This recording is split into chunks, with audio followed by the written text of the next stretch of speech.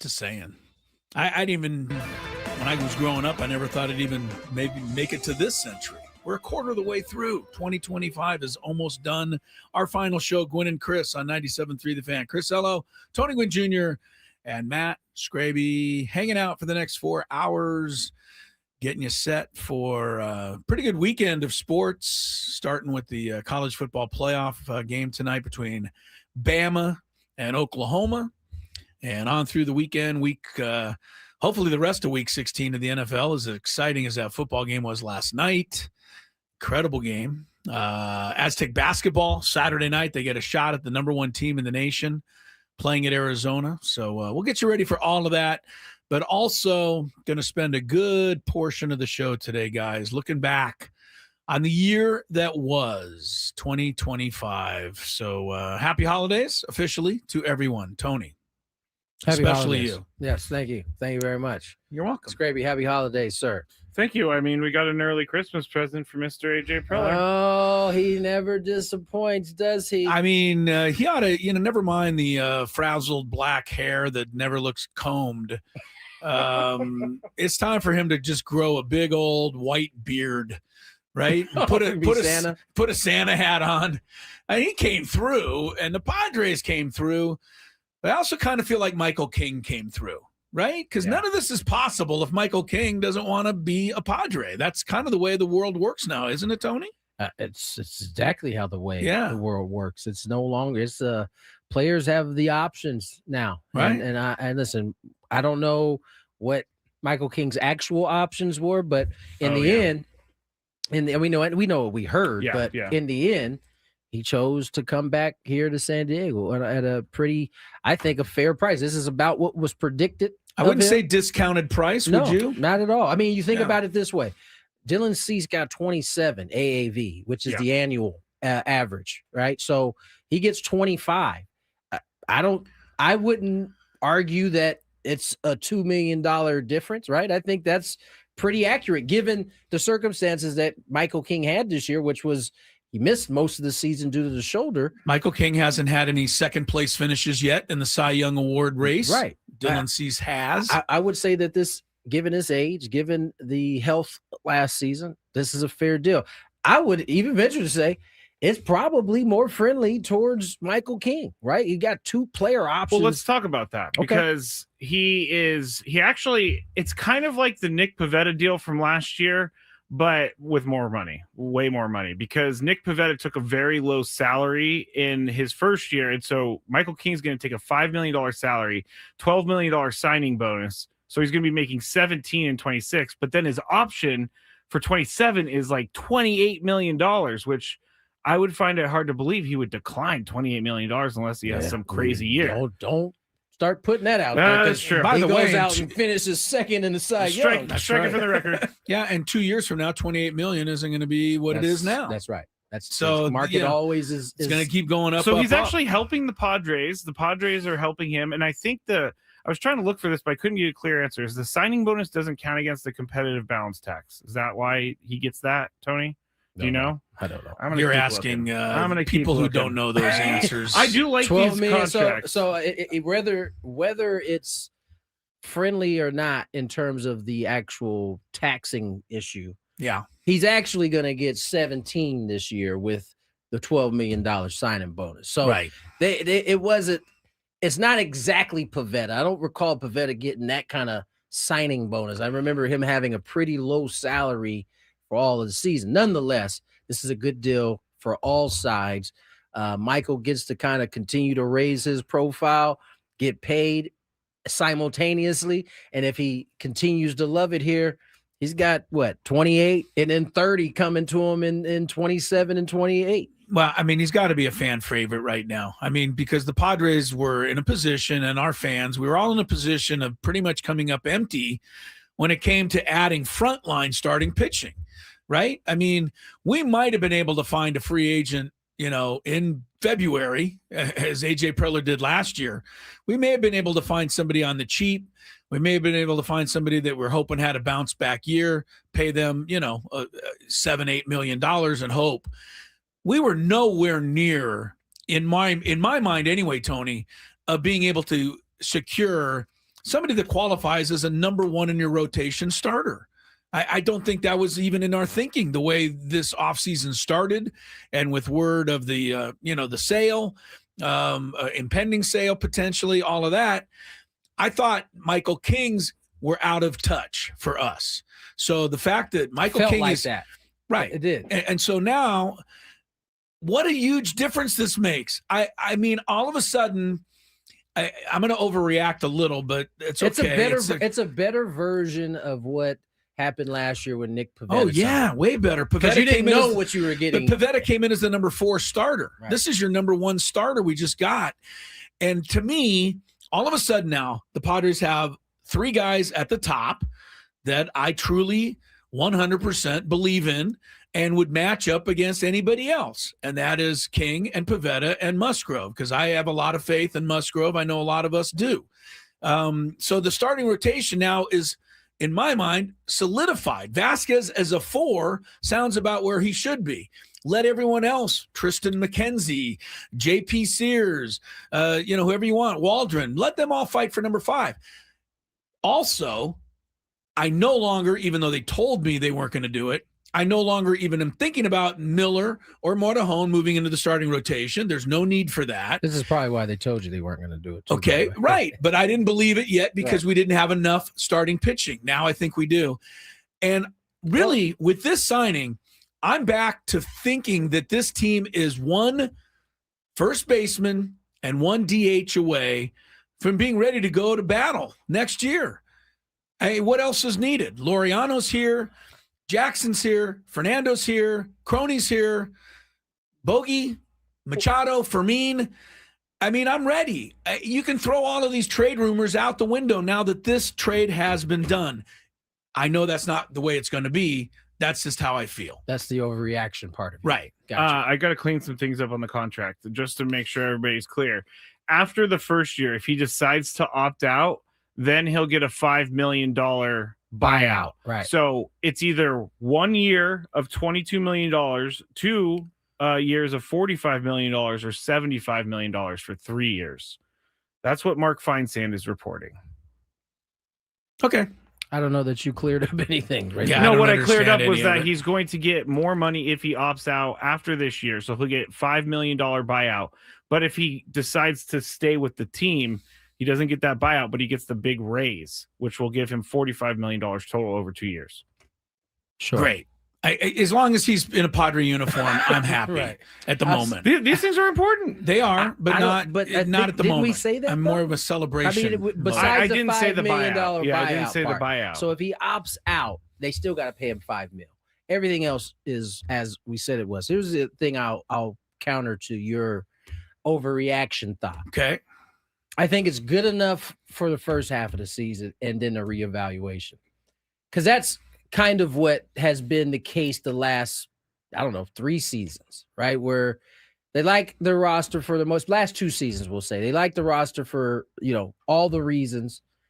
But they know that there's some pieces that they're going to have to address. They end up addressing them. Boom, bada, bing. That's been the kind of case. And I think that's the same thing because realistically, those 3 guys that you named, even in a perfect season of them being able to make all their starts, no issues at all, your depth is going to be challenged with the 5 that you have. And so I am also comfortable at this point going into the season as is. If need be, if they end up being able to add, even better. But I don't know on the offensive side, outside of the core guys, if everything remains the same as we get to spring training. Well, I mean, I said they're going to have to fill in first base. They got to get a DH. I hope that they're able to bring back Ryan O'Hearn. I know nobody hopes they bring back Luis Arraez, but maybe that'll still happen. I don't know. And the backups to those starting players, in my mind, always are kind of interchangeable from year to year. But here's what I'm thinking, Tony. Before I heard Michael King was a Padre again, which means yesterday afternoon, my mind was still thinking the Padres and A.J. Preller are going to have to get really creative here, trade this, trade that, find a bunch of different ways and maneuver to put together a solid rotation for the season. Now I don't feel that way. And that to me is what one signing has changed the entire prospects. I just think there's still so many. I'm not as comfortable as you are yet. And I think that's because I'm not sure that Michael King, even though we may have thought it was out of range, was ever out of range when it was all said and done, right? Like they may have been able to budget for Michael King, bringing him back before the season ever ended. However, the other pieces that you're going to need, you said a first baseman. How do you get to that? DH, how are you going to address that? Maybe they already have a couple signings that have kind of gotten under the radar. Padres did sign the KBO infielder, Sun Moon Song. Yeah. He's supposed to be the real deal, but remember how the sounds like a Neil Diamond song there. Sun Moon Song, Sung Sun Blue, I think the Neil Diamond song. Just remember the transition for Ha-Seong Kim.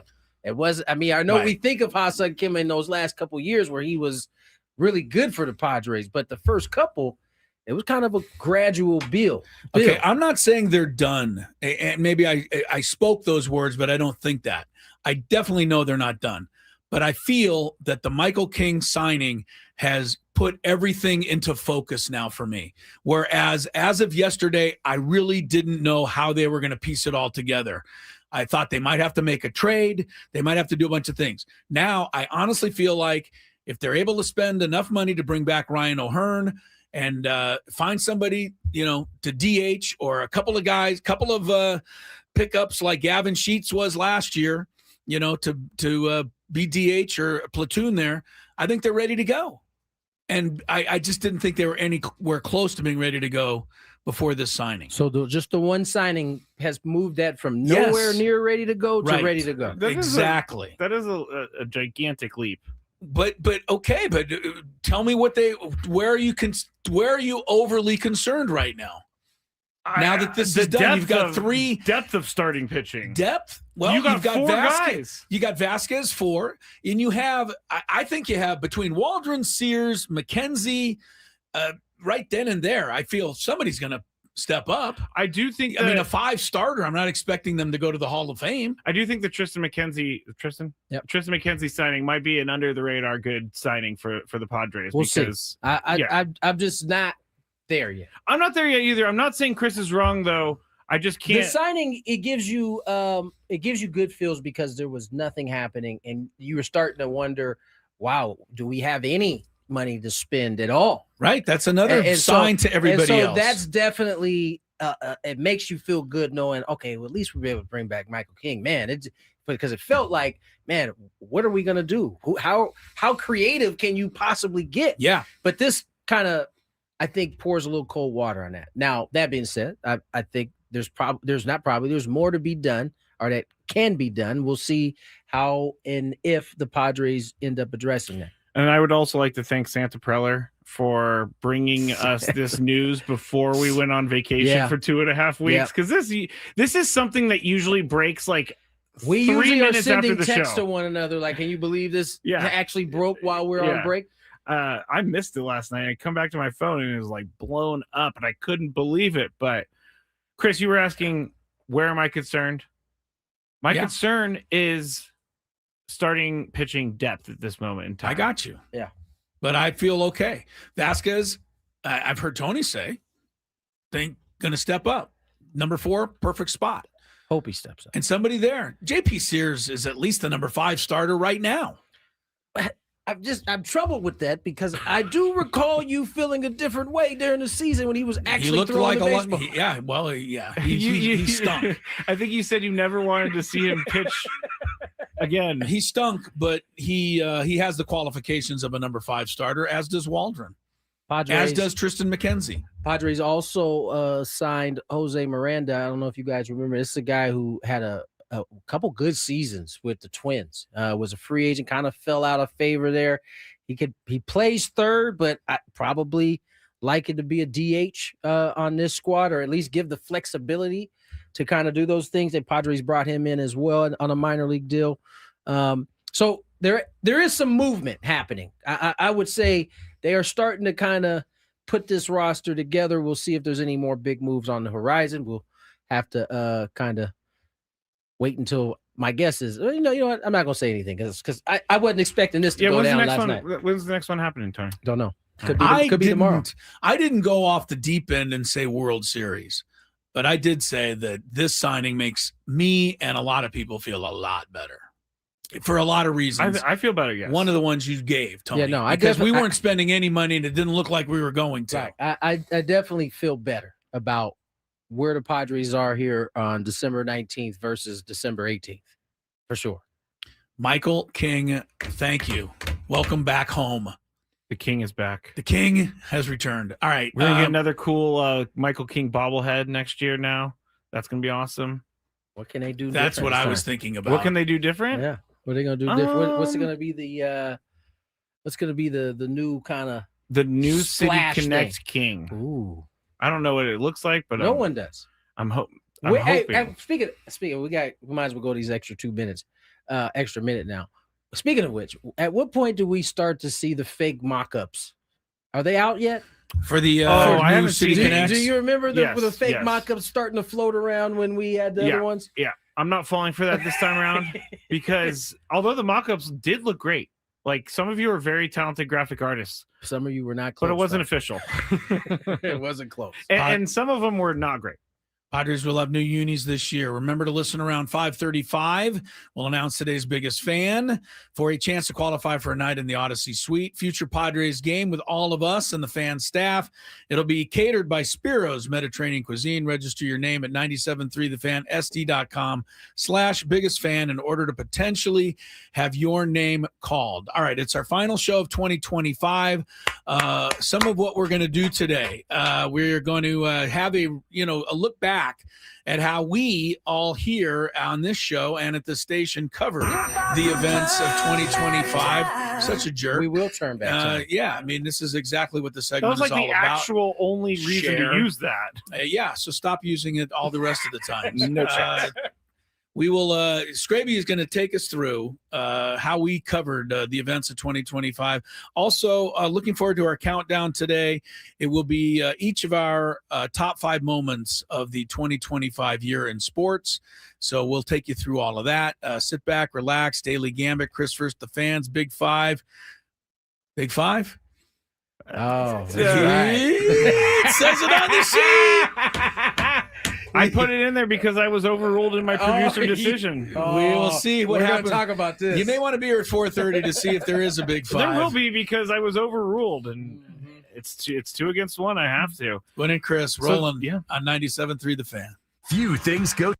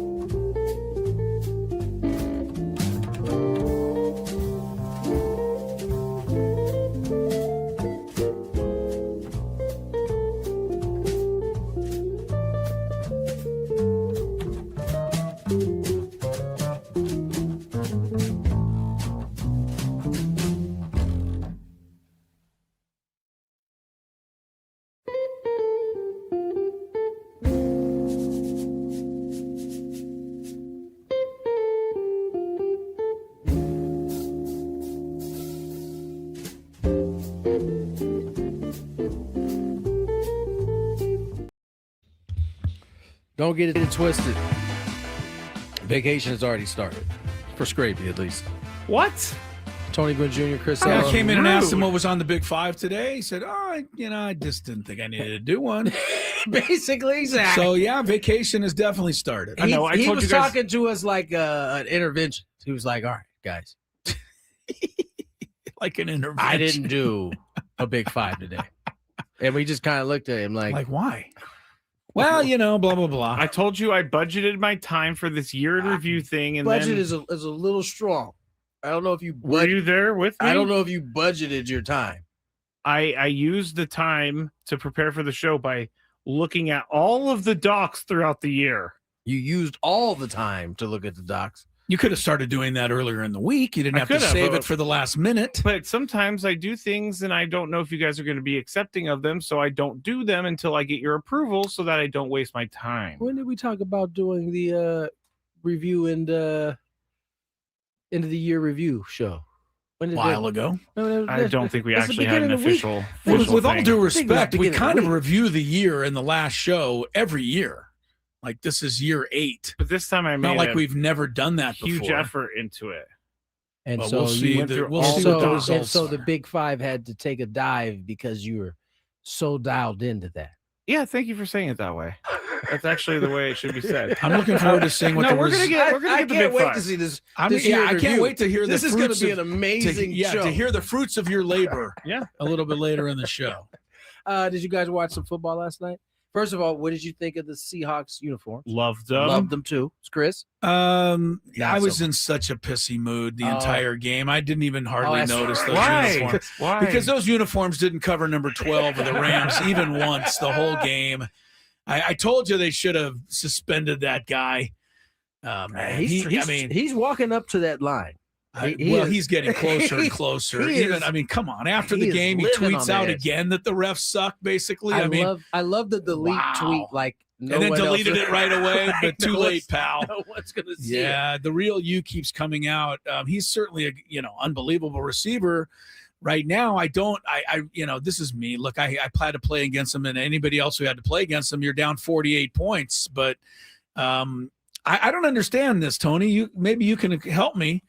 But when you have your other wide receiver out of the game, Devontae Adams, don't you kind of? And the Seahawks are a good defense, so maybe Nakua is just that good, or Sean McVay is that good at game planning. But wouldn't you put all of your attention defensively on him? Yes. Knowing that the other receiver's out. Yes. So you would think that there would be people Yes. all around him.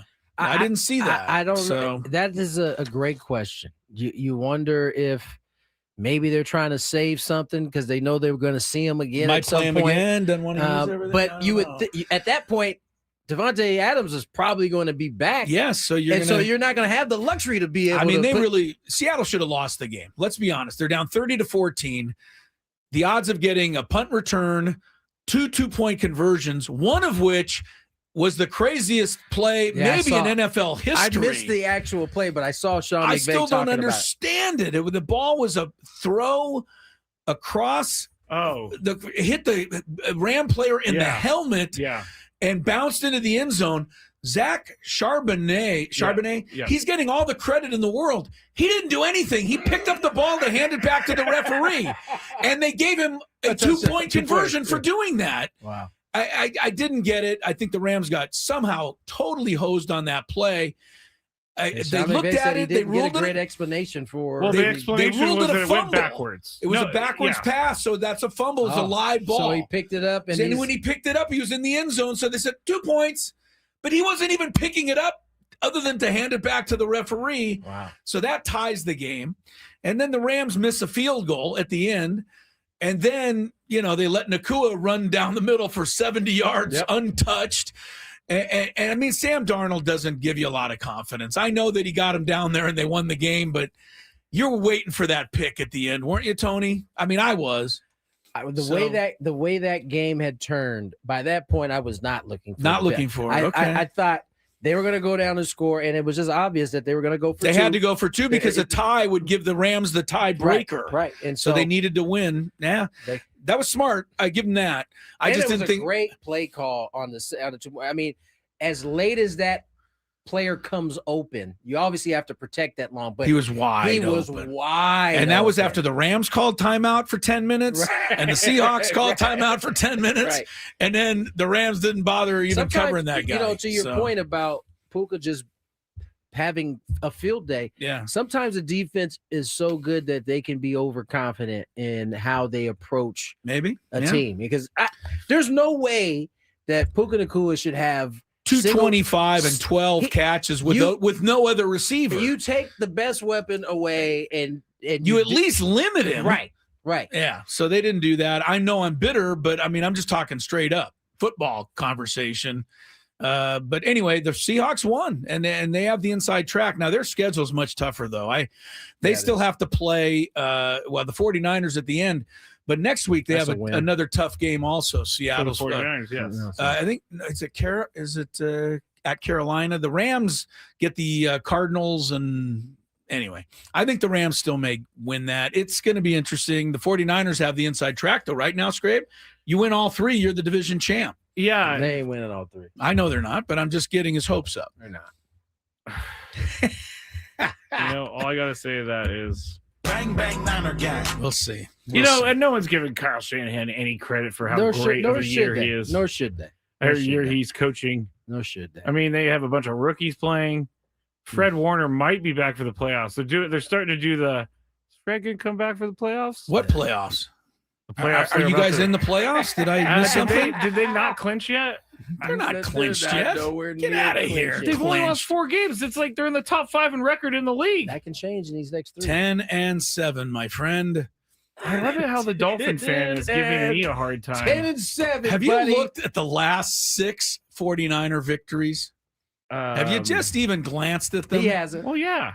Let me glance at them for you. Why don't you read them off for us? How about the Falcons? Oh, that's a doozy. It gets on better. What time. How about the Giants? Oh, that's another doozy. It gets better. How about the Cardinals? Oh, that's even better. I'll give you Jacoby the Brissett actually 45 completions set the NFL record. So then they lost the Cardinals. I'll give it you was the because Panthers. they were just give so you good. the Panthers as a that Up and qualifies rising as your team, big time to win. And Brock Purdy threw 3 interceptions in the first half, and they still won. Browns, Titans. That's not a. Browns that's not bad. giving me a lot of confidence in your team. Browns honestly. defense isn't bad, and the Titans. I mean, I can't argue the Titans. You can't argue none of those teams.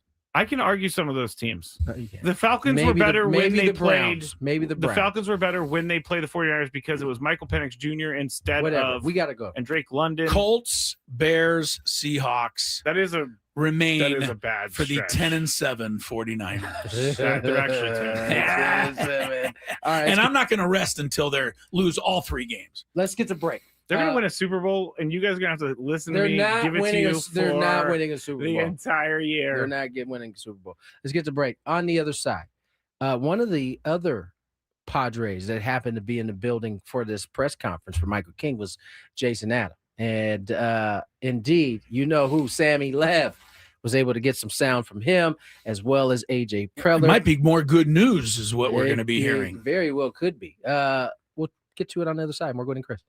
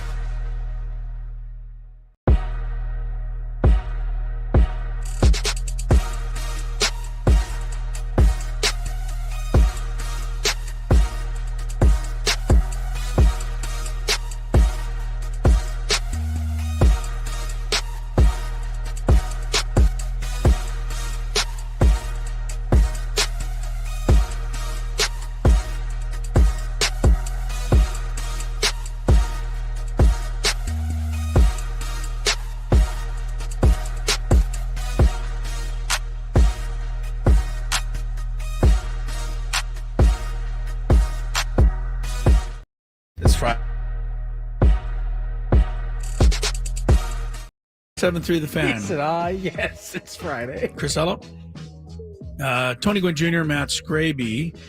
Happy holidays to Scraby today. We were able to bestow upon him his holiday card and gift. Show everybody your card. Can you thought play it the was song perfect as you for you. pull? Wait, Oh before you yeah, pull it get out, a little thorough play the Ravenscroft going. Play the song as you pull it out. Yeah, get thorough. Can you find thorough? Turn your mic on I first. can. There I you can. We got to have thorough to go along with this. But while you're getting it out, I was at the market purchasing the gift card, and thanks to the checker out there, it was a fan of the show, recognized me, and said appreciates the show. Said appreciate him, and I told him, I said, this is actually Scraby's Christmas gift, and the guy goes, I thought you guys hated Scraby. Yeah, me too. And I said, Me too. I said, you're getting some behind the scenes here on the Facts. program. This is how we really feel about it. We actually respect and appreciate Scraby. Turn You have a yourself really funny way of showing it. turn yourself up here on this song.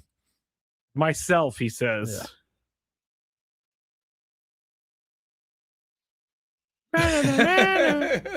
The Grinch. So this is what they gave me, There's your everybody. card. Here's There's the your card. There he is. The Grinch. He's right there. I found it very funny, actually, when I opened it and I saw the Grinch. I was really pleased to find it because I was like, man, they made this just for you. I mean, Perfect. the Grinch is Dr. Seuss. And I also Is that true? it is. Yes. Yes. Oh, yes, Okay. of I'm course. just making yeah. sure before we move on and I get yelled at. No, he is definitely Dr. Seuss. He's not Dr. Seuss, you dummy. Yeah, no, he is. Is that a drunk version of somebody? Yeah. You dummy. No, and I wrote in the card that you don't have to accept this gift because we know you don't like gifts. Well, that's usually because he expects to have to give someone else a gift back. And that's what I told him. I we're said, good. use the gift card to buy someone else a gift if Right. you don't want one yourself. So I accepted the gift. very good. Thank you, guys. Appreciate you. Merry to everybody. Let me say out something there. about the listeners real quick, because Jocelyn, I guess Jocelyn and Rod were here for the Benowoods Extravaganza show this morning. Right, they dropped off gifts. I know there's a couple of people actually from the chat here. Jocelyn bought me indoor pickleball set. I think which that's I think very, is very hilarious. clever, That's Jocelyn. Very clever. We're gonna play this in Because the we studio talked about at how one Scraby's going to point. break or twist or rupture a knee playing pickleball. Yes, That was and then cute. and then Rod, the biggest fan of 2025. Yes. He got me a 49ers wallet. Look at So, that. Very Look at nice. Thank that. you, Rod. Rod's left something for you, Chris. Yeah, and I want to tell him I appreciate Godiva some chocolates. chocolates. Thank you, Rod. Dang, bro. I'm surprised there's still some left in here after Yeah, everybody you else can't- who's been you here can't leave that kind since of you stuff in dropped here. that off. But I must thank you, tell Rod. you, Very nice. The boss's orders is that you guys need to clean your mess out of here. Oh, that's before right. the Boss's day. orders. Boss's orders. Final day of the show Like of the Scraby season is here. using his present Oh, already. Clean up. No, Rod said you can't give an empty wallet, so he gave me $1 too. Wow. Oh, there's $1 in there? Yes. Attaboy, Rod. Wow. This is yes, thank Brings you. me back to my Well, first you good people, man. my You first Christmas We with do. Lori. and- solid cat, man. Yeah. First Yeah. Christmas, just met Lori, and she asked me what I wanted for Christmas, our first exchange. I said, anything really but a wallet. I don't use wallets. She'd already bought me a wallet. So I don't use wallets. Well, guess what you're using yeah, now, I had buddy? one then. You're yes. using a wallet. Yeah. Well, thank you to Jocelyn and Rod and Very nice of everybody. everyone out there that joins us each and every weekday. Much appreciated. College football, if you're into following the Gasparilla Bowl, I've been waiting for this. don't score. waste your time. 31-7, NC State over Memphis. Earlier, there was another bowl game. Western Michigan pummeled somebody. Kennesaw State 41-6. Kennesaw got sawed. yes, they did. Alabama OU 5:00 to start the playoff. All right. So earlier we told you the great news. Michael King is coming back to the Padres. By the way, every once in a while I should say this different. When you sign a player in free agency, as this is a free agent signing, to me, there's always a little pushback somewhere, Tony, in some little corner of the room. I got you Somebody's covered. like, okay, well, maybe it'll be you. But there's always a pushback and say, well, maybe we're overspending, or what are we doing here? I just feel like Michael King is a signing that just makes everybody happy, except for what, the Grinch over here? No, it's not my thought. I saw it on the chat earlier, actually, and it was they would have rather had Cease. They understand the Padres would have never gone to that amount to pay Dylan Cease, but he's Michael King is unproven and kind of damaged goods from I think injuries that last year. is I don't agree with that. revisionist history. Michael King was ahead of Dylan Cease on the rotation staff at the beginning of last year. Not only that, and I'm not saying it was anybody on the chat per se, but y'all was hating big time on Dylan Cease. Like, y'all couldn't wait to the season. We're gonna miss him because he was so True. I don't even say it was just a bad season for him. Right, last and year. you didn't want to see any more of it. That's how it sounded. Remember when he was named the Game 2 starter in Wrigley Field? People Like, we're counting on him to save our season. What are we doing? He was the only one who won. Yeah. So The only one who had a win. Yeah. I can understand a little bit someone who's like, I'm a little nervous about him missing all of last year. Well, I guess he made it through May. Man, he's going to like hang upside down when he sleeps now in order to like prevent anything from happening. That was just a freak thing. Michael King is everybody who's in the medical field would tell you that. Michael King's a number one. He's an opening day starter. And for the Padres to get something like that, I didn't expect it. So I'm happy, and I think most people are. Yeah. But the other good news comes from Sammy Lev, our guy who tracked down Jason Adam. We have mentioned about 100 times how good the bullpen is with Mason Miller and Adrian Morejon and Jeremiah Estrada. Yeah, we all kind of forgot that Jason Adam is still on the squad, and he may be on the squad sooner rather than later, Scred. Before it gets anything else, tell us, what are you doing right now, workout wise? Where are you at as you recover from the injury? Yeah, that as far as everything for me, it's going great. Knee feels great. Getting some strength back. I've been playing catch now for a few weeks, so kind of on a normal throwing progression. Mm-hmm. We're adding in some running, some pool running. So I mean, I feel more and more optimistic about being ready for opening day. Wow.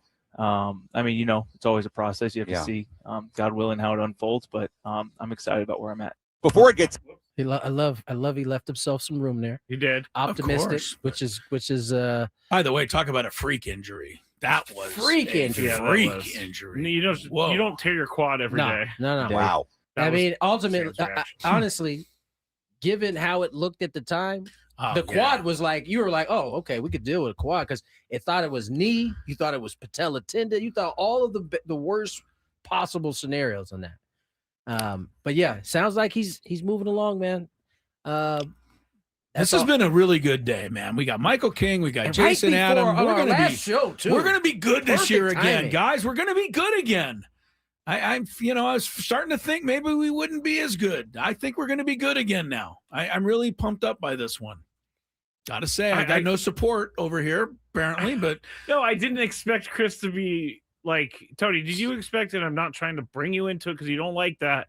But did you? But you're gonna do it anyway. Did you expect for Chris to go from negative 100 to positive 100? I knew he was gonna be excited about it. I didn't know that he would be this excited about it. In terms of, usually if out of the three of us, Chris is usually the hardest one in terms of making him feel good about a team out of all three of us. Well, maybe not you, Scrape. I would just between him and I. Let me rephrase that. Yeah, I'm not to a Grinch level. No, you're not. You're not to the Grinch level. But I am surprised that you feel as good as. Well, I feel do. like that now means they're going to be able to. I'm expecting. Not expecting is a bad word, but I'm hopeful again that Ryan O'Hearn will return here. I think that's another player that they would like to have back, and I feel like if they could go out and afford and sign Michael King, that Ryan O'Hearn hopefully is not too far behind. And I think if you get that and he's on first base, I mean, your opening day lineup is set. I think that's Ryan crazy O'Hearn, to me. I didn't think that was going to happen. I think Ryan O'Hearn is probably even tougher. You think? Okay. Here's why. All right. Ryan O'Hearn is likely going to get offered a good chunk of money. And I think a team like Pittsburgh, who's already been rumored in on him, that's the type of player that they'll overpay. Yeah, but Ryan O'Hearn's come not here. that stupid. He's a nice, smart guy. He's not going to go to Pittsburgh. I would Come on, Ryan. I would say he was stupid for taking the cash on this one. I don't know, man. That paycheck is fun to get every other Friday, but the other 13 days of the week, you're getting your butt kicked. I think you got to think about it. Maybe Paul Skeens, maybe Pittsburgh is going to do something. They did trade for Brandon Lau today. Yeah, they're making some who's moves. a decent player from Tampa, 3-team deal there. By but the way, a cheap player that they got from Tampa. I'm sorry. If I'm Ryan O'Hearn, I got to stay here, and even if I got to make a little less money, Ryan, I'll make up the difference. Don't worry about it, buddy. I got you, man. On the show, nobody sticks up for Ryan O'Hearn more than I do on this show. Yeah, I do know that you're the biggest Ryan O'Hearn That's not true. fan on the station. That's not true, but I never did. Well, all right. I read some negative stats. I didn't say.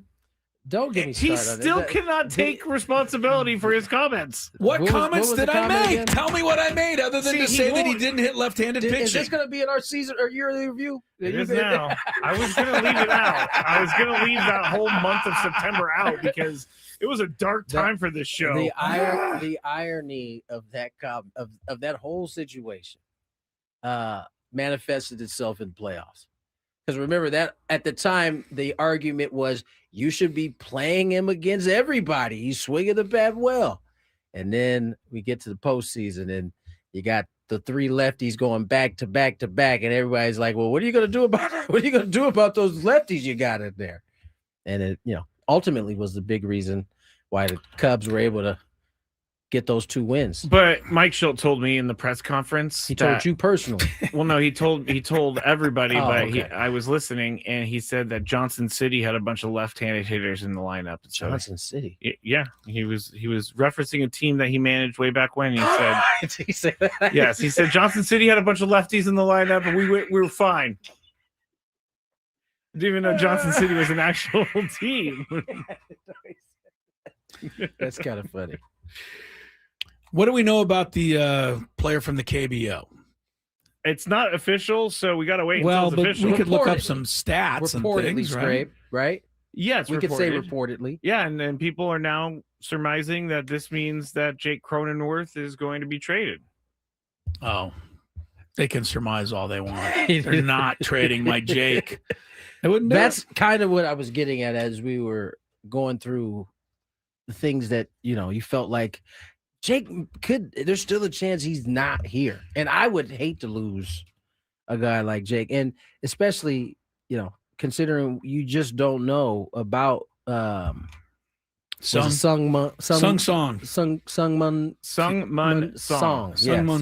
Song. I'm looking him up. His KBO statistics are, good. He had a right? terrific year Yeah, last year. 315, 387. 26 homers. 387 OBP. Yeah, 917 OPS. The year before that, 927 OPS. Those are all-star numbers. Yeah.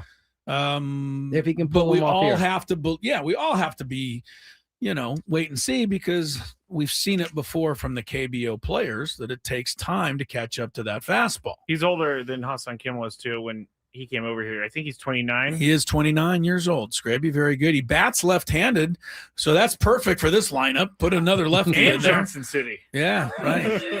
But he does play second, first, and third. So you can go ahead and surmise that Jake is gone, but no way. Jake's guts. Facts. He's part of the guts of the team. I'm pretty sure AJ Preller and those guys are aware of it. I don't think you trade a guy like him. Okay. Famous last words. I know but- never mind. I'm not even going to put that into the universe, but he's guaranteed. Mr. Song is guaranteed $15 million. I'm seeing. So Is that $15 million? Over the length of the contract? yes, Oh. it's not because he's not he's not an international bonus pool guy. So No. $15 million, he gets that if he never plays a game, or he gets $15 million if he's here on the roster. Well, for we all don't know that how it's time. broken down yet. Yeah. I mean, if he signed a major league deal, he signed a major league deal. He's getting that money. Yeah. Now, we'll see what the actual deal looks like if and when it becomes official. 'Cause All right, right now, it's just reportedly. That Pirate trade, by the way, for those inquiring minds, Brandon Lau from Tampa Bay to Pittsburgh, Mason Montgomery, a left-handed pitcher, and a outfielder, Jake Mangum, also go to Pittsburgh. The Pirates part with right-hander Mike Burrows. I think he was in the big leagues there for a while, Yep. made some starts. Burrows goes to Houston, and then Tampa Bay at the end, they get a couple of prospects from the Astros. I love, look, Pittsburgh's trying to do something. Paul Skeens has said all the right things. I saw him interviewed on SVP last week, Paul Skeens, and, asked straight up, what are you still doing there? Basically, I mean, They wasted no time. Scott handled it the way he should, but that was one of the questions. And Paul Skeens really seems, convinced that they're going to, try to build around him. That's there. not a great question though, because he It can't wasn't go anywhere. asked in that exact manner, but the point being, do you feel comfortable, that they're going to do it? The beautiful thing about youth is that it allows you to have that type of non-cynical way of looking at things, and I think that's awesome. Wait till you get to 40, Paul. But when you keep running your head into that wall, eventually you look up, you're like, okay, this ball it's not going anywhere. The other young guy coming up is Bubba Chandler. He was a top prospect. He pitched at the end of the year last year he's another Pirate. So maybe they'll have something, but we'll see. They better jump on it now. All right, we're going to do a daily gambit, go over some of the games coming up this weekend. Do we have a daily gambit? I have it. I'm ready to go. Are we still sticking with it? We were going to review it, but I didn't think we had. Well, all right. We'll talk about some of the games that are coming up. That's kind of hot takes, honest opinion. Thank you for listening to 97.3 The Fan. Be back shortly. I would be back shortly if the thing will click. See, I'm clicking. I have no idea what's happening. It's not playing any commercials right now. Well, this is just great, everybody. Let me see if I could try to start another one. All right. Well, this is awesome. On the air right now with no help, and there are no commercials to be played. Actually, you know what I'm going to do, everybody? You're getting a real live thing right here. This is real live Matt Scraby. I'm going to have to restart Wide Orbit real quick, so goodbye, Wide Orbit. It's not even closing. I'm going to text Adam, and I'm going to say, Adam, I tried to go to break, and the commercials did not play, and the program won't shut down. Oh, you know what I'm going to do? I'm going to have to do some Control-Alt-Delete over here. Control-Alt-Delete. Okay, I got it. Task Manager. It's not coming up. There it goes. Task Manager came up, everybody. I have no idea. I'm way too generous with my stroke giving. Never mind. Are you really? Never mind. Wait. I did not mean for that to happen. I did not. That sounds like a promo to me. Scraby's giving out strokes. I can't wait to hear that one. I'm gonna laugh for a while on that one. Nate says, Scravy, maybe you should date her. You might be a generous stroke giver, but I don't think she really wants to leave her boyfriend for that. All right, that was good. In full disclosure, I'm reading this. Tony can't gather himself right now. That was a good one, Chris. That was a really good one. So I saw this at 7-Eleven, and I had to get it. It's called the One Chip Challenge. It was sitting there in the aisle, and I thought, why not? Because I am into spicy stuff. But this thing looks pretty hot. I'm not going to lie. It says a Reaper pepper and a Scorpion pepper. It's also in the shape of a coffin, which doesn't make me very happy about that. It doesn't make me feel good. Oh, extreme heat, it says. I'm going to try a little bit first, just so I don't die, I guess. That's the thing I'm saying. This looks... I don't even know if I should be eating this. It looks like it has mold or something, but let's see how hot it is. Let's go. There's a little bit of spice there. It's going. Oh, man. This is hot. Not that bad, though. I still have this side to go. It is getting hot. I'm not gonna lie. My mouth is like getting crazy. Now it's kicking in.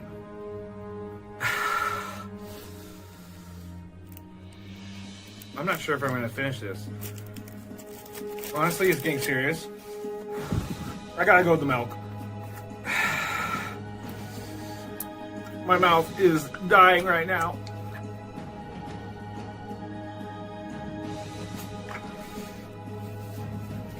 Yeah, this is not fun, guys.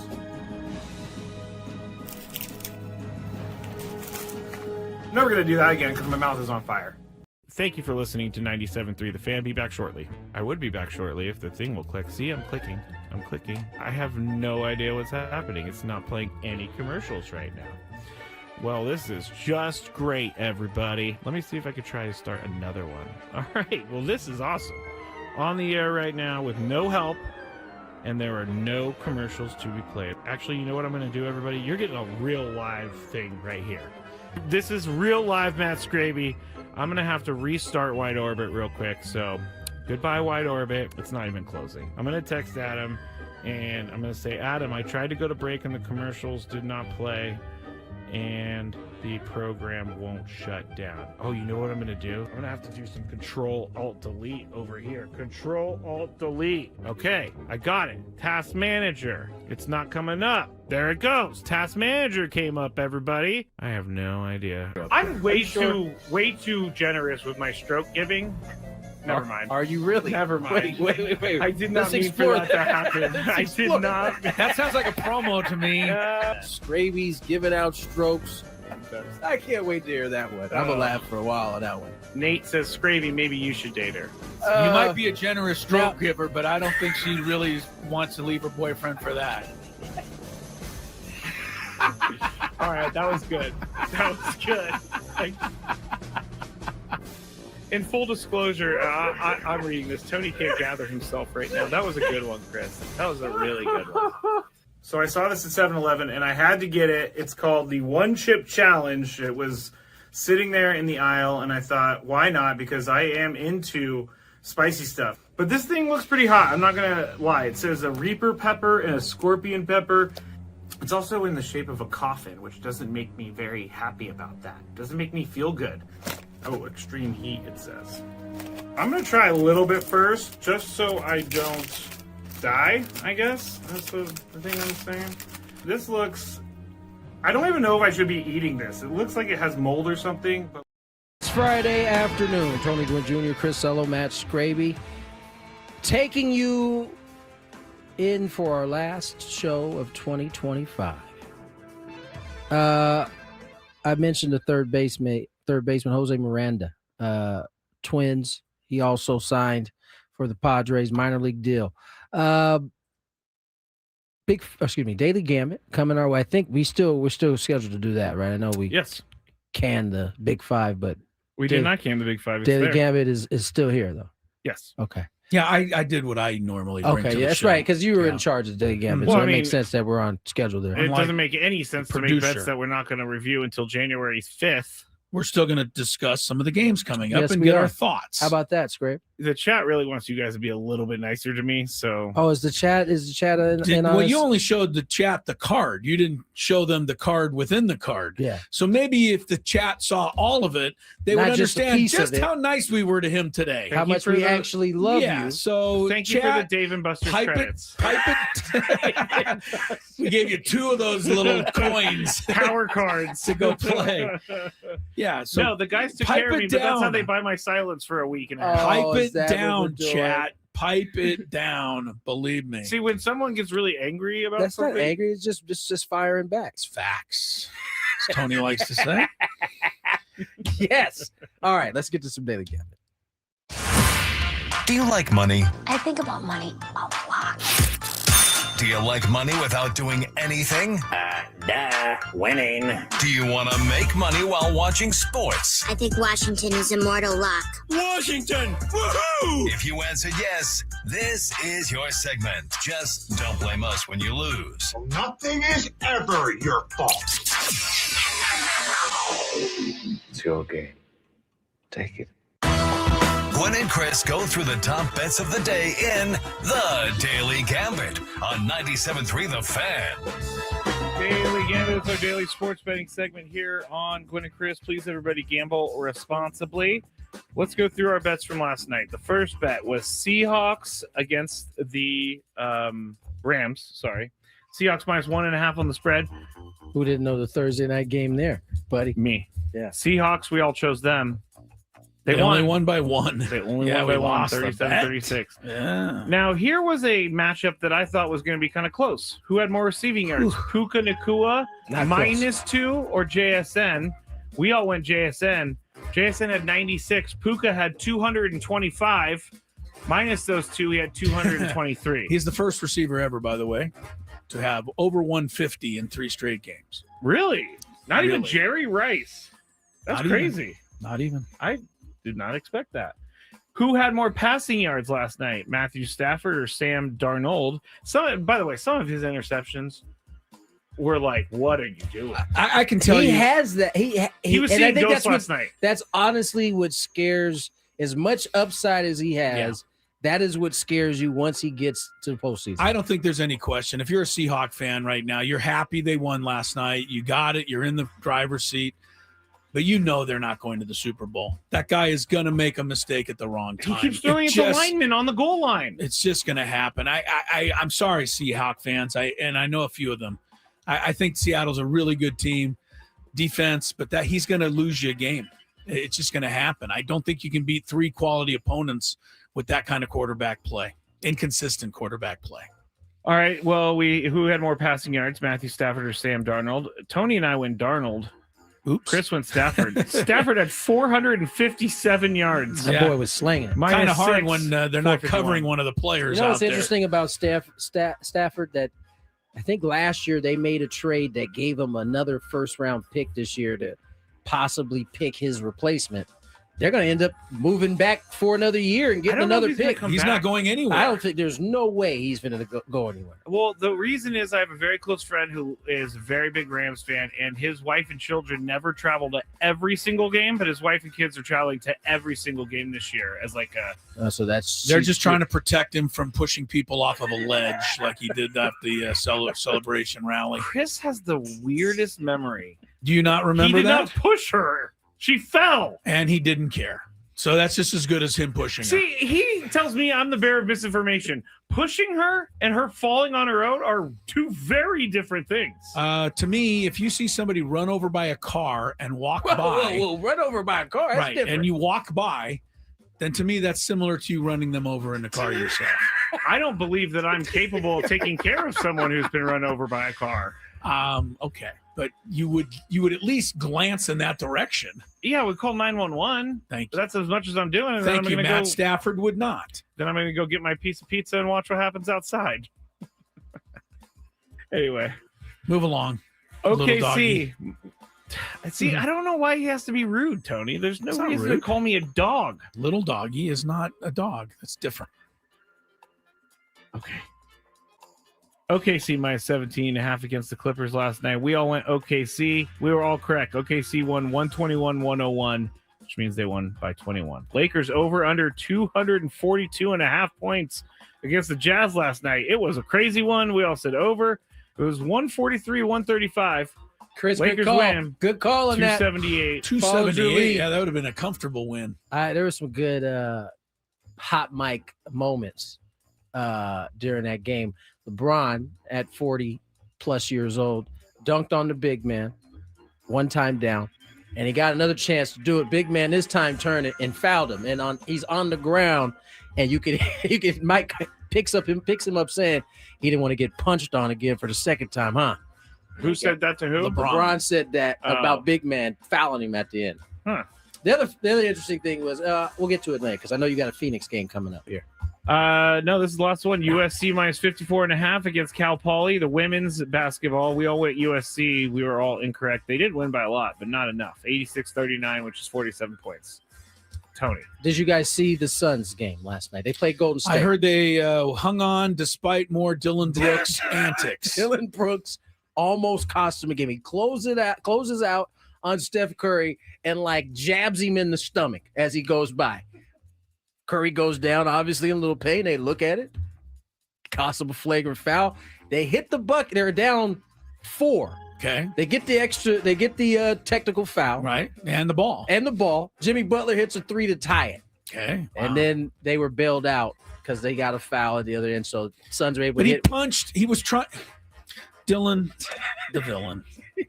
There's no way he is ever going to lose that nickname. The crazy part is he's actually having a great season this year. He's but his averaging antics over 20. are overshadowing That's all we're that. talking about. We're not even talking about his great season. Yeah.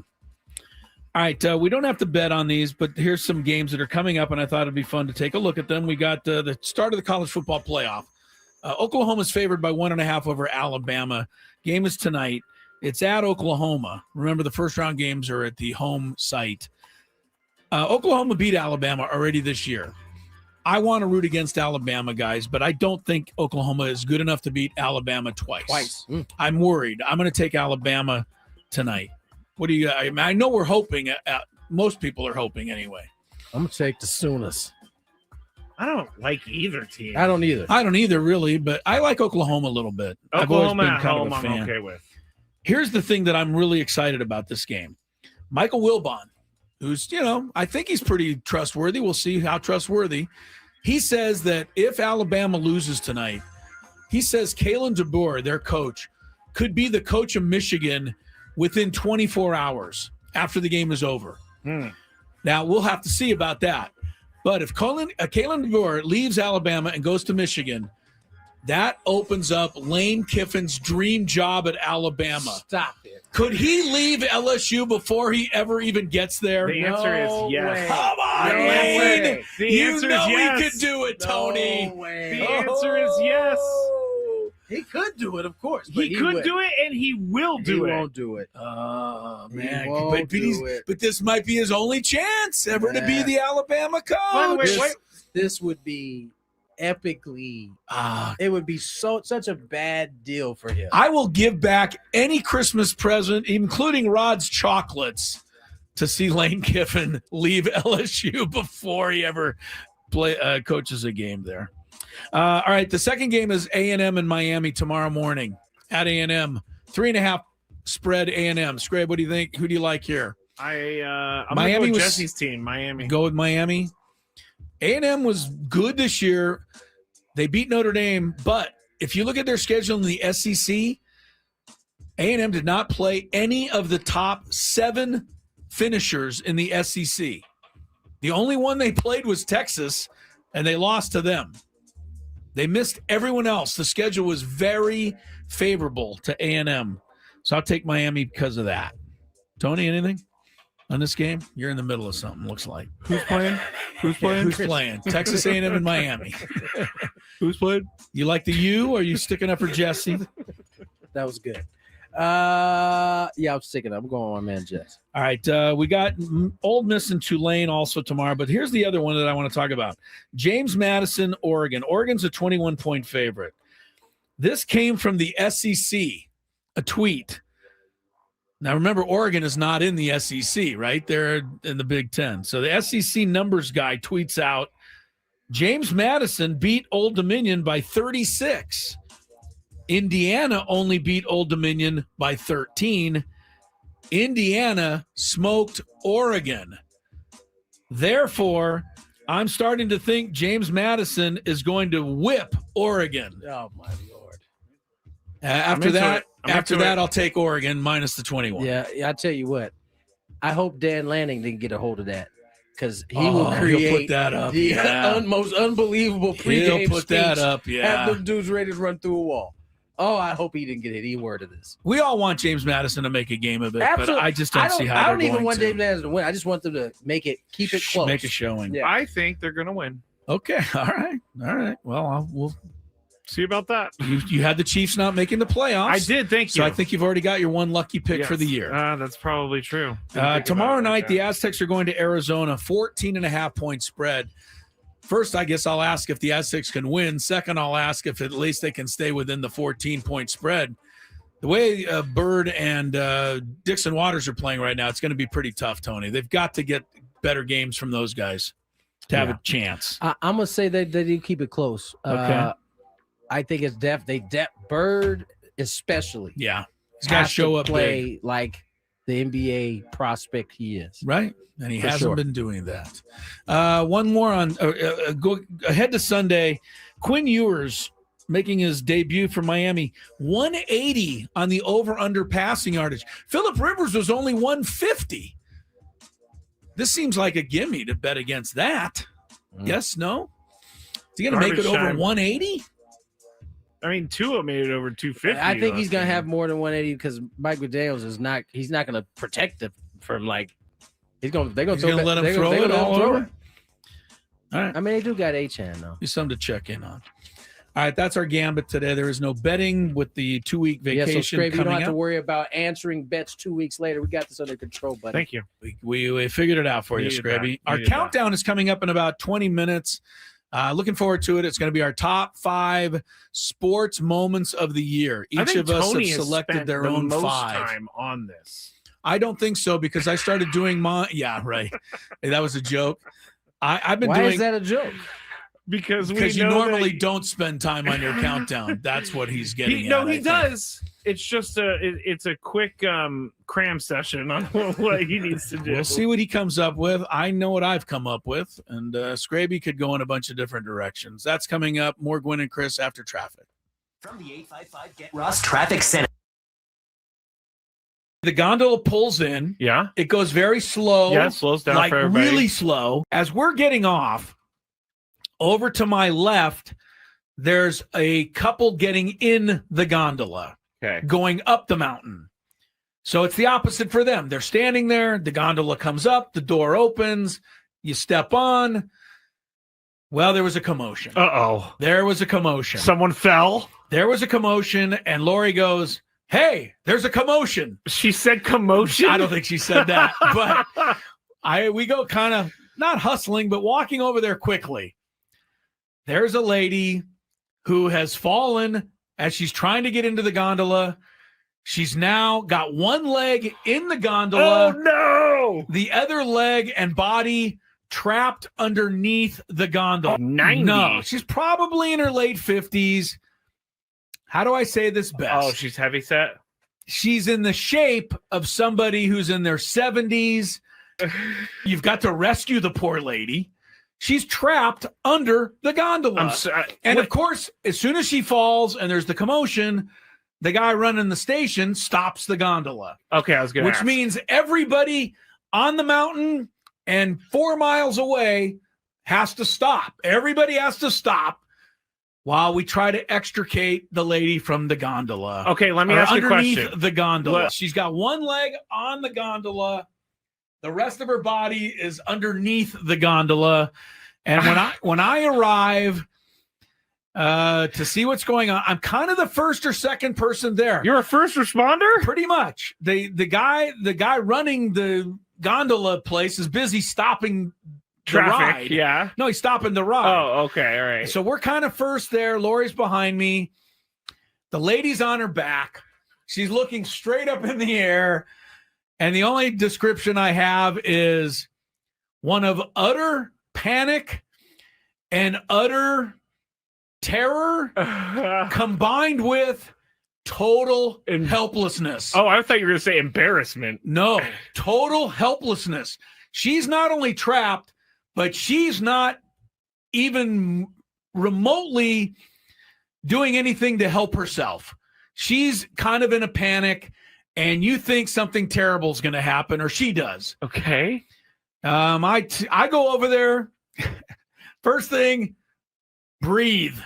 That's what you said? I told the lady to That's breathe. Good. That's good. I said, you're going to be okay. That's good. Just breathe. That's good. Try to relax. That was the perfect thing you could have said. As I'm stupidly pulling this 250-pound gondola, trying to pull it off of her. Yeah. Okay. Well, you're getting the gondola is way heavier than 250 pounds. Yeah, right. 1,000-pound gondola. So you're trying to like move the gondola. Move it a little. Is her leg like? How is she attached to this gondola? Well, I told you, her one leg's actually on the gondola in the doorway. Okay. Then the rest of her body's underneath. What is stuck with her in the gondola is her belly, not her leg. Oh no. That's right. Okay. No. So I'm pulling. By the time finally a couple more people pull and we are able to get enough airway to get her to scramble out of there. And then she immediately stepped on the gondola to go take her ride up the mountain. And off she went. This is I felt like I saved her life. I really do. I honestly feel like I almost saved her life. I kind of will credit you with this. You know, she was. I think if I didn't tell her to breathe, I think she would have gone into some sort of shock or whatever you do. No, she you're was going right. into a You're right. panic, Scraby. You're She was going absolutely into right. an absolute panic. And, you know, I had to calming her down, I think, was the number one thing. She wasn't in any real danger, but she wasn't feeling great because she was trapped under the gondola. But the the look fact on- that you said her belly was Yes, her belly. Yeah. I'm telling you, Scrabe, it was a factor. And there was, you know, there's a couple of people pulling on an arm trying to drag her out. I'm crying. I know. There's people on the other side with their arm. They're trying to drag her. I'm like lifting the gondola so she can get a little room to get out of there. You're like, hey, I'm going to take the gondola. It's lighter. All right. I didn't say that. You did. But it was quite the scene. I am happy that she's okay, obviously. She's fine. If she got right on the gondola. If this was a worse story, I would not be laughing. But she's fine. You did probably help her a lot more than you think you did. I think so, because she was able to calm down just a tad. The gondola pulls in. Yeah. It goes very slow. Yeah, it slows down like for everybody. really slow. As we're getting off, over to my left, there's a couple getting in the gondola, going up the mountain. So it's the opposite for them. They're standing there. The gondola comes up. The door opens. You step on. Well, there was a commotion. Uh-oh. There was a commotion. Someone fell? There was a commotion, and Lori goes, hey, there's a commotion. She said commotion? I don't think she said that, but we go kind of not hustling, but walking over there quickly. There's a lady who has fallen as she's trying to get into the gondola. She's now got one leg in the gondola. Oh, no! The other leg and body trapped underneath the gondola. 90. No, she's probably in her late 50s. How do I say this best? Oh, she's heavy set? She's in the shape of somebody who's in their 70s. You've got to rescue the poor lady. She's trapped under the gondola. Of course, as soon as she falls and there's the commotion, the guy running the station stops the gondola. Okay, I was going to Which means everybody on the mountain.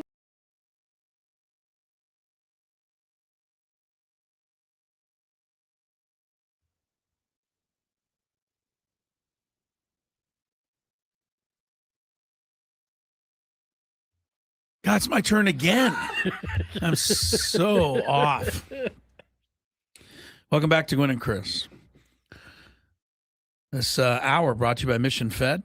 From first accounts to big life moments, Mission Fed can help. Saving shouldn't be stressful. Mission Fed makes it easier with great rates on savings, certificates, and ultra money market accounts. Grow your money the smart way. Check the latest rates and open an account at missionfed.com. Membership and account criteria apply. We have our countdown of the top 5 sports moments of the year coming up in the next segment. Stick around for that. And later in the show, Scraby is going to take us back through the year and how we here covered the events of 2025. Stuff like Ryan O'Hearn being acquired, Chris Ello saying that he couldn't hit lefties, and then Ryan O'Hearn homering against the lefty. Luis Arise. Oh, man, that Luis Arise thing caused me a lot of sleepless nights. We got I had something and now I just, it escaped me. The vacation has already started. Yeah, these guys are the biggest story of the day and happy. The Padre world, of course, is Michael King is signed to be back with the Padres.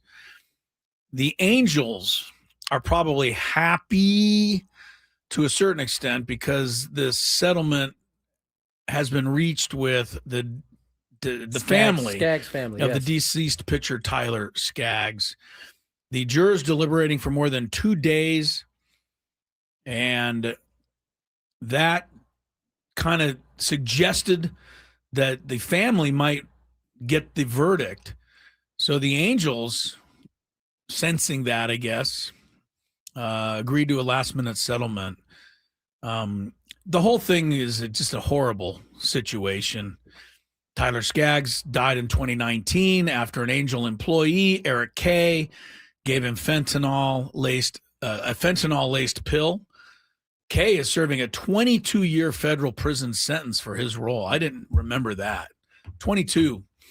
That's pretty solid and needed, actually, if you ask me. The jurors ruled that had Kay not given that pill, Skaggs would not have died. But that doesn't also go past all of the problems that Tyler Skaggs had, drug problems, alcohol, everything. And how much did the Angels know, and how much should the Angels have been responsible for his death? That's really what this is and about. That's what the whole suit was about. Yeah. So I feel a little heartless by saying that the Angels, I think, have to take some, but I don't care for the fact that in our society too often we don't put the blame where I think it should be, on the person who is actually taking the stuff. Yeah, I think it's a harder leap for people because, especially in this case where said person is no longer here to be able to answer for any of it. So I think for a lot of people, it's mentally difficult to place blame there on the person that is no longer here. Right. That doesn't mean that it. Right. It's like we're dancing or stepping on his grave type of thing. Right. People need to take a little more responsibility for what they're putting in their bodies. Because, the old kind of silly line that I always heard as a little kid was, if your friend jumped off the Brooklyn Bridge, would you do it too? You know what I mean? So, I heard that from my mom. Right, we all heard it. So, but there is something to it. Just because somebody else does something or somebody says, hey, do this, to me, it's ultimately up to you to make that decision. Peer pressure can be hard to handle. I'm not saying this was a peer pressure. I'm just saying he obviously had a real problem with the alcohol, the drugs, Grabe. And so with that temptation, he was much more, much more possible to succumb to it. I think it generally for me, I'll speak from where I was at. Yeah. But if one door closed on getting my booze, I would go find another door. Yeah. So you're telling me that if he didn't get it from the Angels or whatever, he would have found it anyway. Yes. Well, I can't say for sure, right? Obviously, but I know what you're saying. Me, I think it's a point. That it's was a point made. Yeah. Because once the door closed, it's like, oh no, now I got to find a new thing. So then you go find a new thing, and it's just a constant. You're just chasing your tail, basically. There's something to be said for getting drug dealers off the street. Don't get me, all right. We're not going to get too political here. But ultimately, the person who buys the drugs, I think, has to be responsible for what happens to them. Although there are people that argue it's the drug dealers that the supply needs to be cut off. You say that the one supply I know, but if you say one supply is cut off, then another one usually is there. But I honestly think the best way to deal with this in our society is to put more money into treatment programs instead of trying to take the drugs off the street, get people the help they need so they don't want the drugs anymore, and then no one's buying those drugs. But I will say one thing that I think hurt the Angels in this whole case was that they kept claiming they weren't aware of any of the drug addiction. Yeah, it just seemed like, and that just made them look bad. It just seemed too far-fetched. And especially, I think it was Mike Trout, of all people, who came out and said, he talked to Tyler Skaggs about trying to get his life in order. So if Mike Trout knew it, the Angels must have known it or something. Also found a new. So anytime you lie, why don't you just come out? I'm thinking? Yes. Sorry, Chris. I know no, go ahead. Cooking right there. Yeah, no, there were some nasty things going on. Because like he did, Michael K did. Not Michael K. Is that Eric K? Eric K. Don't bring Let's not drag Michael K into Michael's this. doing He's got his own thing in New York. issues. Eric K would do crazy things for money. This is the whole thing with Albert Pujols, is that he was a part of this whole thing, and they would throw a 90-mile-an-hour fastball at his knee for money, and everybody would stand around and laugh. But here is the grossest thing I have ever heard in my entire life. He was paid money. I'm going to take my headphones off. Wait, who was paid money? K. Was paid Eric K was to eat a pimple off of Mike Trout's back. That's so disgusting. What? Yes. What does that have to do with this? That was in. That's how he was getting money to fund his drug addiction. Yeah, that was a part of the testimony. Yes. So how he was getting the money. I'm glad I missed that testimony, but now apparently I haven't missed it. I understand. It's an ugly situation all the way around. There's just and a man died because of all of it. Kayla says, "Gravy, I'm eating right now." It is not anymore. You're not. Yeah, no, it's over. I think hopefully this will allow, both parties to move forward. But let's just give the Angels a lesson that I hope they learn and other teams learn. If one of your players is in trouble and you know about it and you address it with them and they still get themselves into further trouble, at least come out at the beginning and say, yes, we knew it. We tried. Let me say, do something. Be honest. Covering it up makes you look worse and the situation worse. I think this is also why, this is a good organization versus bad organization. And I take you back to CC Sabathia. I don't know if you guys remember how all that went down. I think they took a picture of him and he might not even been in the country with, drinking on a balcony or something along those lines. And that then spun its way to the whole, him missing, I think he missed the postseason to go into rehab. But this is a team kind of helping get help to a player. Whereas CC Sabathia is now a living, thriving, functioning member of a good example our world. To other. I mean, as Scravy is to other people going through these type of deals. But when you have a good organization behind you, along with the self-awareness of knowing you need help, those you can have good outcomes. It doesn't always have to end like this. It doesn't always have to end like that, but I think all teams are taking note right now. They should be. And doing some sort of security on it. You don't want your players getting mixed up in this stuff. Not this stuff. Suffice to say, the Tyler Skaggs incident is very unlikely to make anybody's list of the top 5 sports moments of the year. Yeah. We will find out what does make our lists when we come back on Gwynn and Chris. Ben and Woods.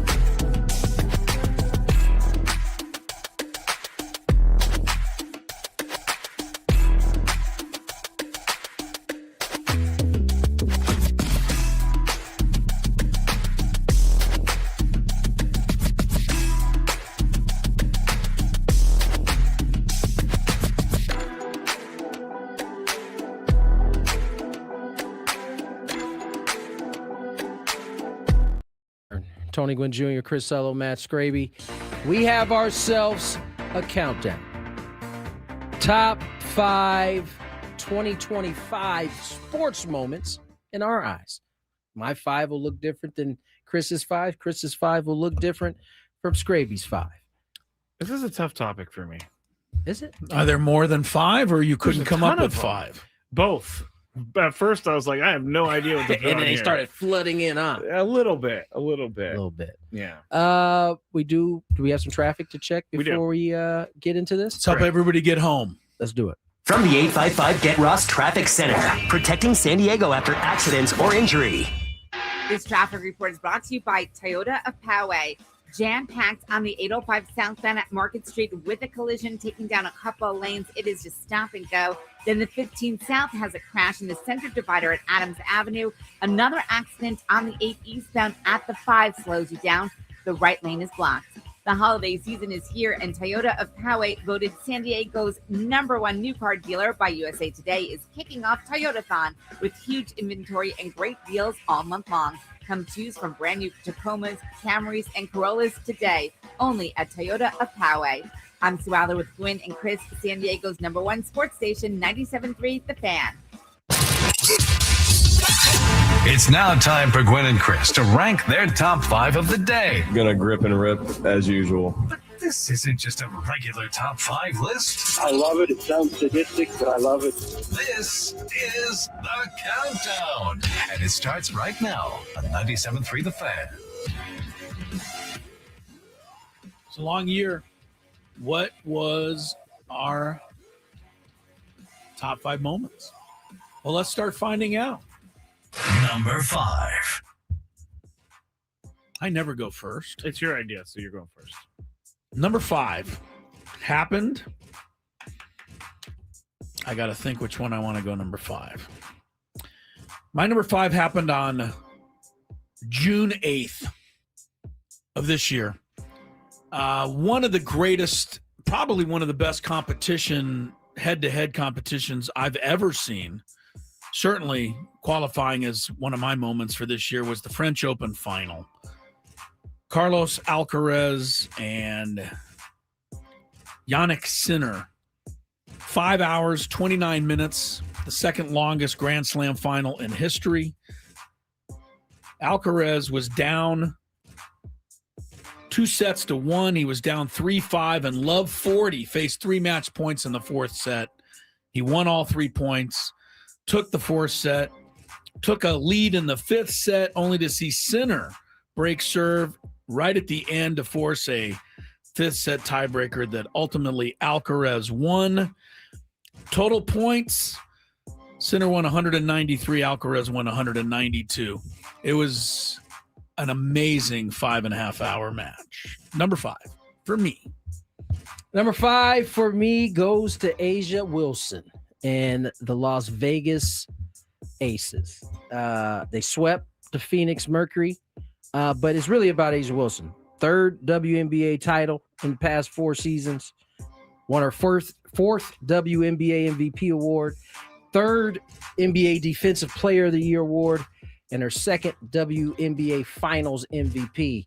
A terrific run that she's currently on now as the best female player in the world. Hopefully she'll have a chance to win another one of those awards next season. I'm going to The take WNBA in flux at the moment. I'm going to take one from Chris and just do my own topic, and that's going to be top 5 sports stories. Oh, so you're just going to do your own category. That's what he does every week. Exactly. Yeah, That's what he does every week. Okay, I got you.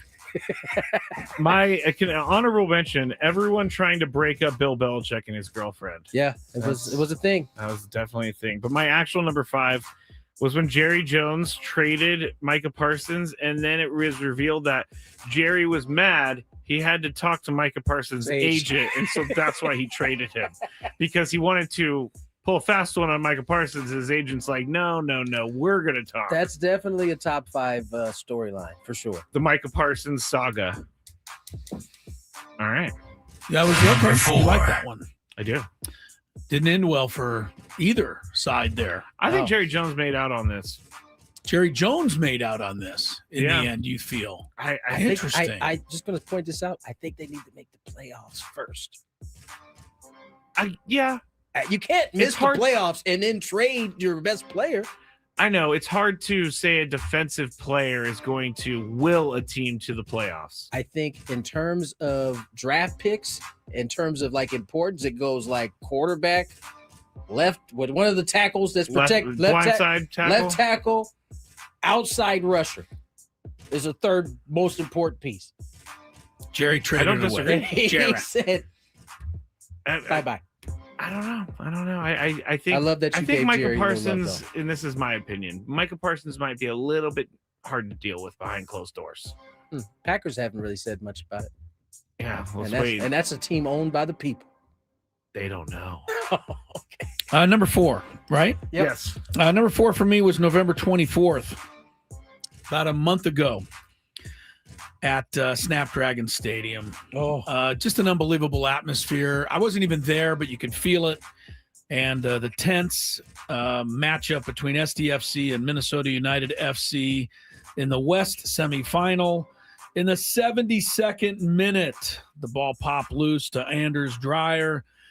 Bang, into the back of the net, sending SDFC, one of the greatest expansion teams in any sport, all the way to the West final. That was some moment. And for Dreyer, he started it all too, Tony, way back at the beginning with the first goal against LA Galaxy. He finished with 23 goals. And I think if there was a male athlete of the year in San Diego, he'd be pretty high up on the list. You should create that award, Chris. Sure. Okay. Be happy to.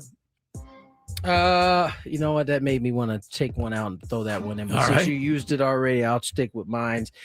I'll be actually giving someone some love that I usually don't give love. It's Scraby's guy, Rory McIlroy, going back to April. Got his first He finally won the Masters. Yep. And he completed the Grand Slam. Scraby thinks it's the greatest thing that he's ever seen. He actually completed the real Grand Slam. You know what I'm saying? He didn't. Yeah. He The career Grand Slam. Exactly. So shout out to Rory McIlroy. And it was quite It did go. I feel like it went downhill from there, though. Right? Didn't he have some? No, he had a really strong year. Okay, so it went uphill. He won like the European tour, and he had a strong The year. thing that I liked is that he actually spoke to the media after that tournament. It was but before none of the that, other that's ones right, that's that right. he, It was before he was running none of the off. other ones when he ran to his car. What a stand-up Still don't guy have any he problem is. with it. Yeah, well, that's number 4. I was gonna put that on there, but I'm taking it off now because Tony put it on there. My number 4. You guys are gonna hate this one. You guys are gonna absolutely hate this one. One of my favorite sports moments of the year was the swing off at the All-Star game. Yeah, I hate it. I Schwarb loved the swing off. So stupid. You just Schwarber liked it was because just Schwarber amazing. did what he did. Yeah, if he didn't do that, I Swing off. wouldn't be naming this. Remember right after that, should real games be decided by a swing off? We're so lame sometimes. that was the thing the next day too, by the way. Yeah, it was. Everybody was talking about it. It was also the day after the game, which means zero sports to talk about. So That's a great point. That's probably why we were talking about that. but that's my number 4. Number 3. Number 3 was something that I really and only I experienced with my buddy Mike Golovko. His racehorse, Almond Joy, winning 5 consecutive races, the 4th and 5th of which came at Del Mar. Both of those, I had a chance to be down in the winner's circle and celebrate with my friend who, dreamed along with me about owning a racehorse one day. Well, now he was a part owner, and there he was winning back-to-back races. It was quite exciting to be part of that, I must say. July 25th, won the Fleet Treat Stakes. Yikes, say that again. And August 30th, the Torrey Pine Stakes. 2 really fun moments. Who's having steak? For me. Yeah, steak.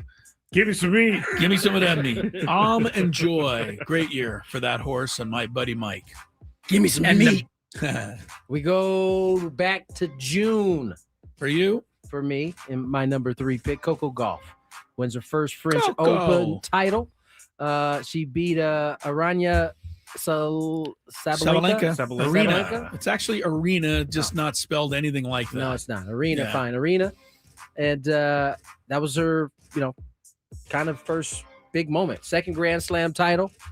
I thought that was one of the more great match. I thought it was one of the more big moments of the year. Chris, about your horse racing, what happened to the heads up on the first race money could have made? Like if you told everybody that I did tell everybody I was going. You didn't say to bet on the horse. Everybody would have. Okay, well I didn't know it was going to win, so he didn't want to lead you down the wrong path. Right. I'm just trying to get him to tweet out, bet on this horse, and then let me do this real quick, and I'll get to my number 3. This hour, is brought to you by the California Office of Traffic Safety. In 2023, 1,355 people were killed in alcohol-related crashes throughout California. Driving under the influence of anything is dangerous, illegal, and has serious consequences. Don't be the I in DUI. Go safely, California. All right, my number 3 is Cal Raleigh's home run barrage that he had all year. 60 home runs. For the second place finisher in the MVP. I feel bad that he finished second in the MVP, but he had a great season, and you got to know Cal a little bit more. He seems like a fun guy, good dude. So I'm happy What was his to see. nickname? That's what Big everybody Dumper. loved. Big Dumper. Come on. How could you ever forget? Right. That's what I think catapulted him to new heights. Maybe. Yeah. And who said it? Gotta have a good nickname. We had Ryan Divish on, and he told us who came up with it. I can't remember it now. It was Kelnick. Kelnick. That's it. And I think our guest said it was the only thing Jared Kelnick ever contributed to the Mariner organization. You know what? He did say that. I was thinking it in my head, but I was like, I don't need to say that. That's was kind of whole. me. That was hard. But, no, Ryan Divish did it for you. Yeah. Oh, wow. So it's on me, huh? No, you did number 3, right? We're on number 2. Yes, we are. Number 2. June 15th. One of the moments of the year for all Aztec fans.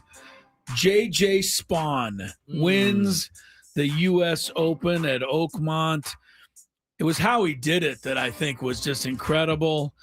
Ended up, bogeying 5 of the first 6 holes in the final round. Made a 40-foot putt on 12 to tie it. Made a 22-foot putt on 14 to take the lead. Hit the amazing drive to the green on 17, birdied that. And then finished it with a 69.5-foot putt on 18.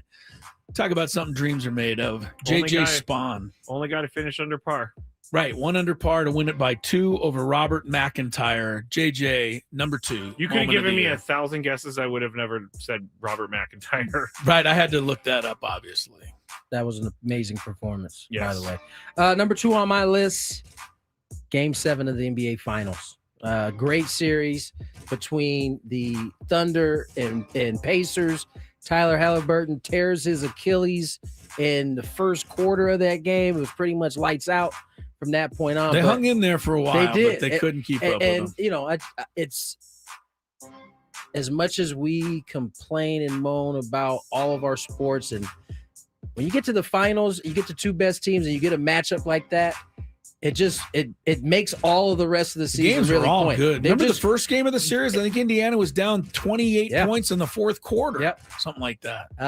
And so, that was a terrific series. Number 2 on my list. All right, number 2 on my list recently happened. It actually happened last Sunday. Kansas City Chiefs were eliminated from the playoffs, everybody.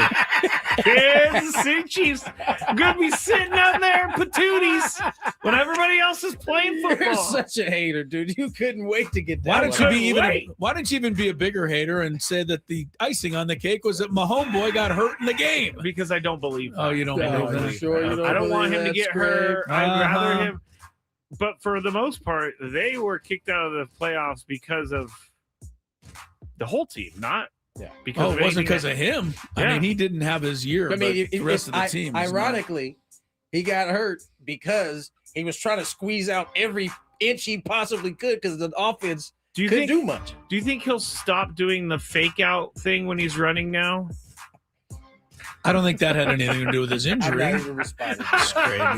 Scraby. Oh, but yes, my number 2. Chiefs eliminated from the playoffs. You know, it is like Scraby for one of his great moments to be the demise of something else. Yeah. He looks at it the opposite way. I mean, it was just so annoying. Scraby. It was annoying with the Chiefs and the referees and Patrick Mahomes losing his mind when penalties were called and they're actual penalties. It's You loved it. Number 1. I gave my wife my list today, and I asked her to guess what my number 1 was.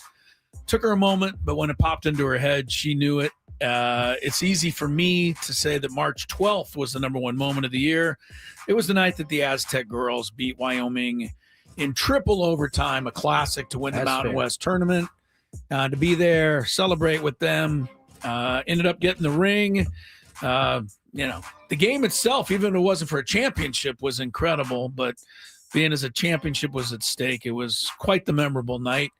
And then I, forced my way through to the front and climbed up the ladder without anybody giving me clearance and grabbed a little piece of the net for myself. And I'm glad I did. Yeah, I do remember watching that game or listening to the game. It was amazing. Great game. Number 1 on my list. It's probably going to disappoint a lot of people, but Game 7. It's tough to leave it off. Yeah. At the top of the list. It is. It was one of the greatest World Series in my lifetime. It was up there. I can only think of like 1991 Braves Twins. There's not much. Cubs, I guess they were the Indians Cubs, then. Indians, but I don't think it was as good as that. No, this one That was was really crazy. something. The wrong team ended up winning, but it had to be at the top of the list. The last game, I mean, Miguel Rojas homers. Pajas catches the ball. I still don't know how that happened. That is crazy. With a dude like at his legs. Like Right. that's And what is it? The catcher, Will Smith. Will Smith barely keeps his toe on home plate. And then That was homers. a lot of fun. That was A lot of fun, but you're right, the wrong team. All right, Scraby, finish it off. What other horrible thing befell somebody that was your number 1 moment? Thought about Zion Williamson Yeah. many times. It's usually a missed game here and there. I guess I'm going to go with, because if I'm going to go with moment, I'm going to go with opening day, because Gavin Sheets hit the home run against the Braves late in the game. It was our introduction to Gavin Sheets. I was there. It was crazy, and people were very excited. We thought, and then they started out 7-0, and then they went did, 15-4. So I'm going to say That's a good opening memory. day. That was a good memory. My memory of Gavin Sheets, I hate to tell him, is still that running into the fence moment. But I forgot about that. yeah, That is pretty fun. it was funny when we were guessing. My wife was guessing today. She goes, "Was it something to do with the Dolphins?" I said, "I don't think they had any moments. None. What about Zero. benching Tua? Is that your number That 1 might moment be of the right, year? number 1. I was going to thank Michael Valenzuela when I see him at the Christmas party tonight for his Steelers, making that a finality. Yes. But all right, there we go. Our moments of the year. Hope you enjoyed that retrospective. I have a oh man, I forgot this one. NASCAR You was want to add a new one? announced. You like that? Yeah, moment? I That's a want to big see moment for NASCAR you? here. Yes. Well, that can be on your list next year And because it's in June. it'll be in June, 19th through 21st. Your birthday weekend. That's why I remember it now. I know. Okay. That's how I remember Chris's birthday now. Get to the break. Chris versus Whoops, the fans. sorry. On the other side, I know you want to drown me out. Yeah, I but didn't mean to. 833-288-0973.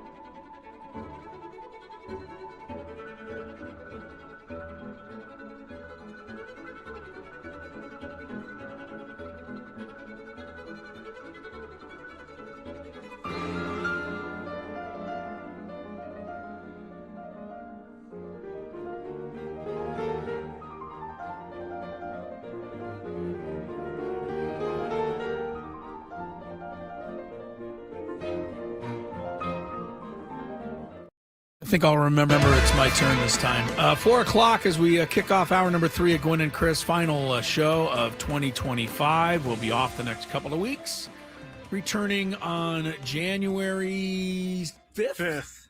All right. Looking forward to a little time off here, but everybody getting into the holidays spirit. One of the people not necessarily in the holiday spirit, Matthew Stafford's loudmouth wife. What's her name? Kelly? Yes, Kelly Stafford. You know, Matthew Stafford would love to find a muzzle for her, but he just can't. Chris, you cannot say those things. Why This not? is all him. Yeah, I just want to go ahead and put Tony, that out can we there. go over here in the corner? The muzzle and all of that. That's Chris Ello. Okay, go ahead, Chris. You can't tell women to be muzzled anymore. All right. I think he'd like his wife to shut the hell up. Can I say that? Probably not, but go ahead. Probably not. It's already been done. She tweeted out or Instagrammed out today how the referees stole the game from her husband's Rams last night. So I'm not saying that If you she wanna doesn't check it out, say check it out. insane things all the time, because she does say insane things all the time. Okay. If I was Matthew Stafford, And you I would don't say, think can Matthew you please Stafford- be quiet, honey? Okay, I well, would beg to it's- differ. At this point, I don't think Matt is really tripping about it. It's not the first time she may have said something that could have made him uncomfortable, and it keeps coming. So I don't think there's I think they're good. Yeah. No, I mean, you're right. There's no signs of slowing down in their relationship. I think There's a Stafford nice. knows. I don't know if you found this, Scraby, or if you're going to use it in the Big Five. I'm sorry. What? Muzzle. I can't imagine. You guys don't like the word muzzle. I can't apparently. imagine you using that word to Lori? You should treat Matthew Stafford's wife how you would treat Lori. Oh man! Don't quite have the same conviction for Matthew Stafford's wife. I think he Be just honest with hates you. the Staffords in general, because he was talking about Matthew Stafford letting that put, and he was fake newsing and pushing. You know, Chris Deuces really did like. I mean, I shouldn't say he didn't like him. He just had questions on whether he was as good as everybody was making him out to be. Because he was Detroit. That's a historically losing team, and they lost a lot. And now they're winning a lot. He's not there, but on the flip side, sort of Rams. I just think she keeps saying things that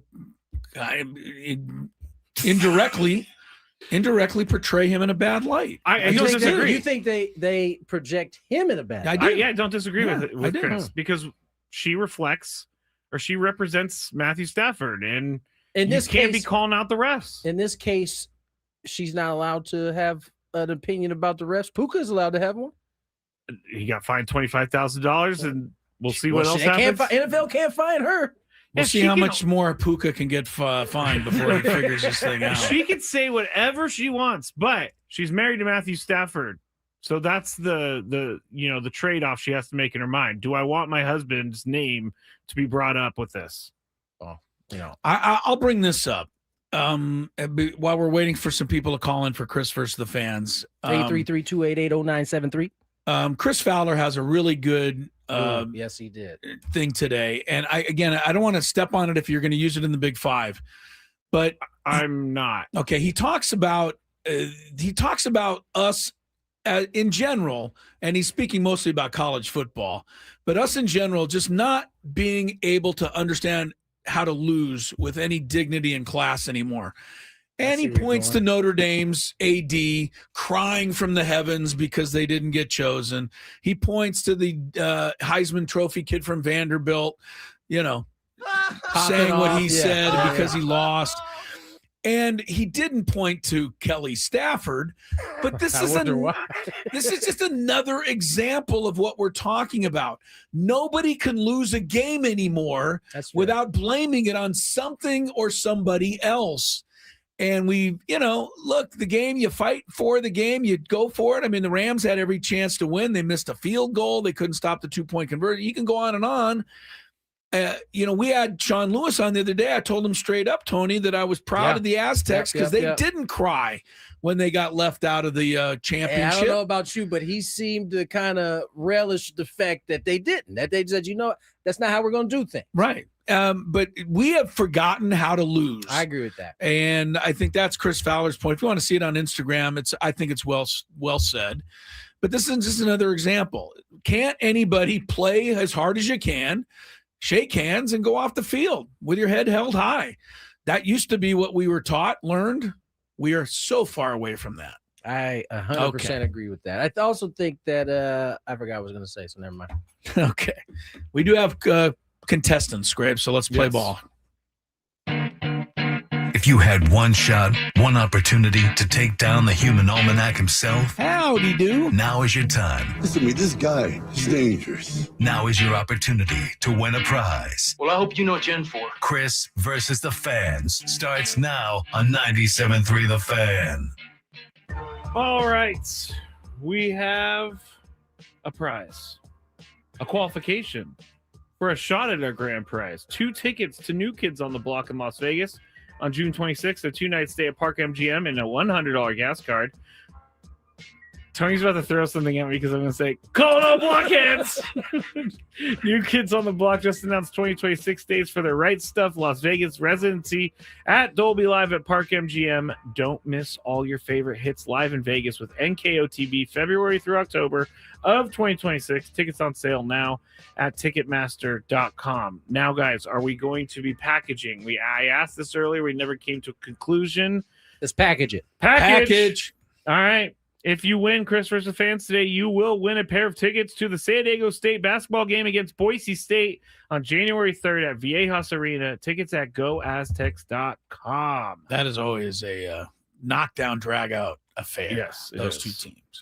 Rules, you have to make it through 3 questions. Each question will get more difficult. If you get the question right, you move on. If you get it wrong and Chris gets it right, you're eliminated. But if Chris gets it wrong, then you move on to the next question or you win.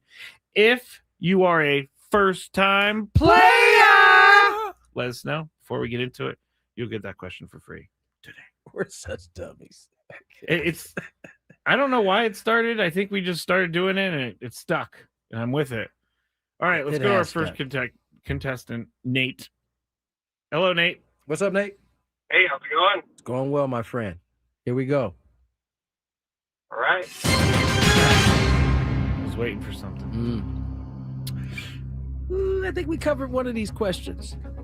Yes, we did. Okay. What is the name of the Arizona? What is the name of the Arizona Cardinals stadium? State Farm? Ooh, I didn't think he was going to get that one. That's nice. Yeah, what is job. it? State Farm. Man, I would have missed it. I was picturing it in my head, but I couldn't read what was written there. So, question number 2. Good on you, Nate. How old is Joe Burrow? Oh, Joey B. That's tough. Got to nail it? 26? 26. Did he get it? Stay there. 20. How long has he been in the league? Like 6 years now. Said we were looking that up. 22, 28. 28. You were on the right path, Chris. Not right enough. It's 29. 29. Old man, future quarterback of the Dolphins. Please. You would love that. I mean, I would love that for you. Loving it. I would, yeah. I think we all love it for you. All right, question. Hey, I'll take him on the Vikings. You want the Vikings? Oh, Okay. you're tired of JJ already, huh? Yeah, you're giving up on JJ. Don't give up on that guy too soon, Nate. I'm telling you. Maybe eventually, but not yet. Nate's like, I don't. Yeah, he's already given up. He's not buying it. He's like, yeah. I want Joe Burrow. Yeah, That's right. He's it. not buying it. Question Okay. number 3. Where are we going here? I think the first one. Okay. The last time the Aztec football team played in the Mountain West Championship game, who did they play? He changed. Okay. I'm sorry. No, it's the same. It's the same. Who did they play? Yeah, yes. I just assumed that's what it was going to say at the end. I didn't even get to the last line. Let's see here. It's either Boise or Fresno. I'm going to go Fresno State. Fresno. Fresno. Yes. Sorry. Yeah, Chris I knows this remember one. this game. Josh Allen played on the other side. Rashad Penny won it. Well, maybe they played in another. No, they lost to Utah State in the game up at Carson. He almost blew it. I saved it. Sorry about that, Nate. I was just saying. Wait Sorry, a minute, maybe Nate. they lost one. He almost got to Wyoming. I almost got too there. excited about that win over Wyoming. Tony and I gave each other a look when you said Josh Allen. Like, he's gonna miss this one. No, they beat Josh Allen, but that's right. The Utah State game was a disaster. Remember, they had COVID. The whole team was out of the game. They couldn't even play. That's right. Yes, Yeah. There's a lot. Sorry going about on. that, Nate. I don't know how it popped into my head, but it did. All right, let's go to Alex. Hello, Alex. Welcome Hey, to the Alex. show. Alex, Hey. are you there? Yes, you, Alex Mr. is Alex. there. Here we go, You Alex. ready to play? Ready. All right. Ready.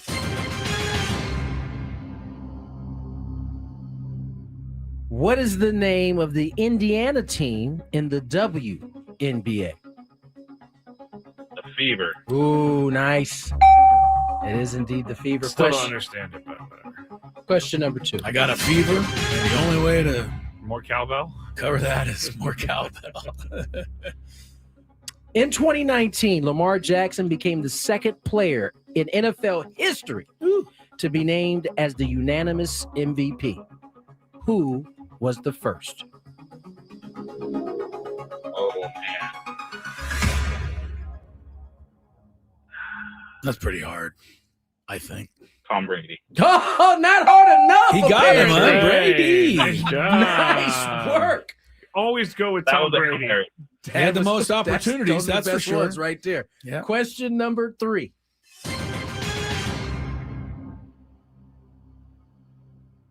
I know Chris. How was LT not unanimous the year he had like I don't know. 60 That's a good touchdowns? point. You know what I mean? Somebody. I think Chris knows number 2. He definitely knows number 2, so I'm But not do you going to think ask he knows that number 3? We're conspiring against him now. What about our caller, Alex? He's the one that needs to know it. one. Which NFL division has the highest total winning percentage This year. This year. this year? Oh, this year. Yes.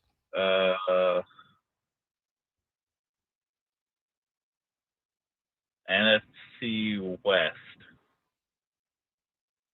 Nice job. Got it! You should always know that he's being self-serving That's when he not asks true. questions like That's that. not true. Good That's job not by true. you, Alex. You figured that out. I honestly thought one of the AFC divisions had better records, but They don't. You were happy to find out it was your division. yeah, the only team that's not very good is the Cardinals.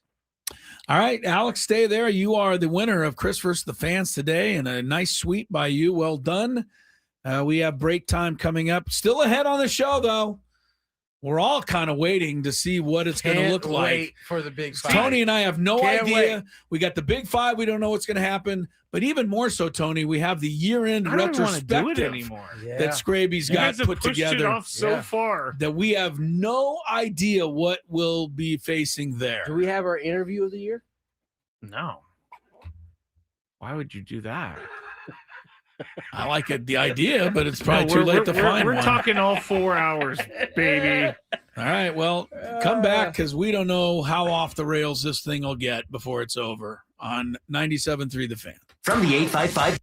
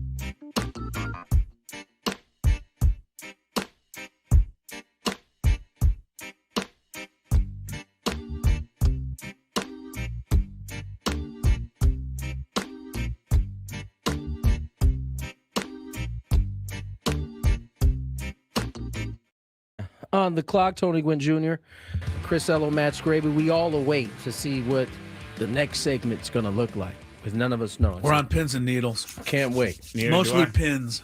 Hopefully, you guys like Westminster Dog Show questions. That would Big Five going Westminster Dog Show today. That would be fitting. Possibly. That'd be fitting. Scraby, you said you had something for this. Yes, I got a message from someone saying that how could you not put this on your top 5 moments of the year? And they're kind of right. Manny Machado's milestones this year. Yes. And personally, 2000. I also got to interview Manny after his 2000s hit with Tony, and I got to ask him a question about it. So I probably should have put that on the list because that was one of my better moments of the year. Well, you did a completely different list. First of all, you did stories. So yes, that should have been on the list there. Yeah. If we were doing top San Diego moments, certainly it's probably at the top. Yeah, this was a wide range of the year. And yeah, Manny's is 2000 is a big number for sure. I thought the SDFC overshadowed what the Padres did this year, even though they're not as big of a fan base. I would have to agree with that. Padre Scraby was right. The 7-0 start, but that was a good, exciting, great beginning. If you didn't bring that up, a lot of people had forgotten about it. And they started 15-4 as well. And then the argument after, I always love the goalpost moving. Oh, well, if they hadn't won those 15 games at the beginning of the year, they wouldn't be in the playoffs.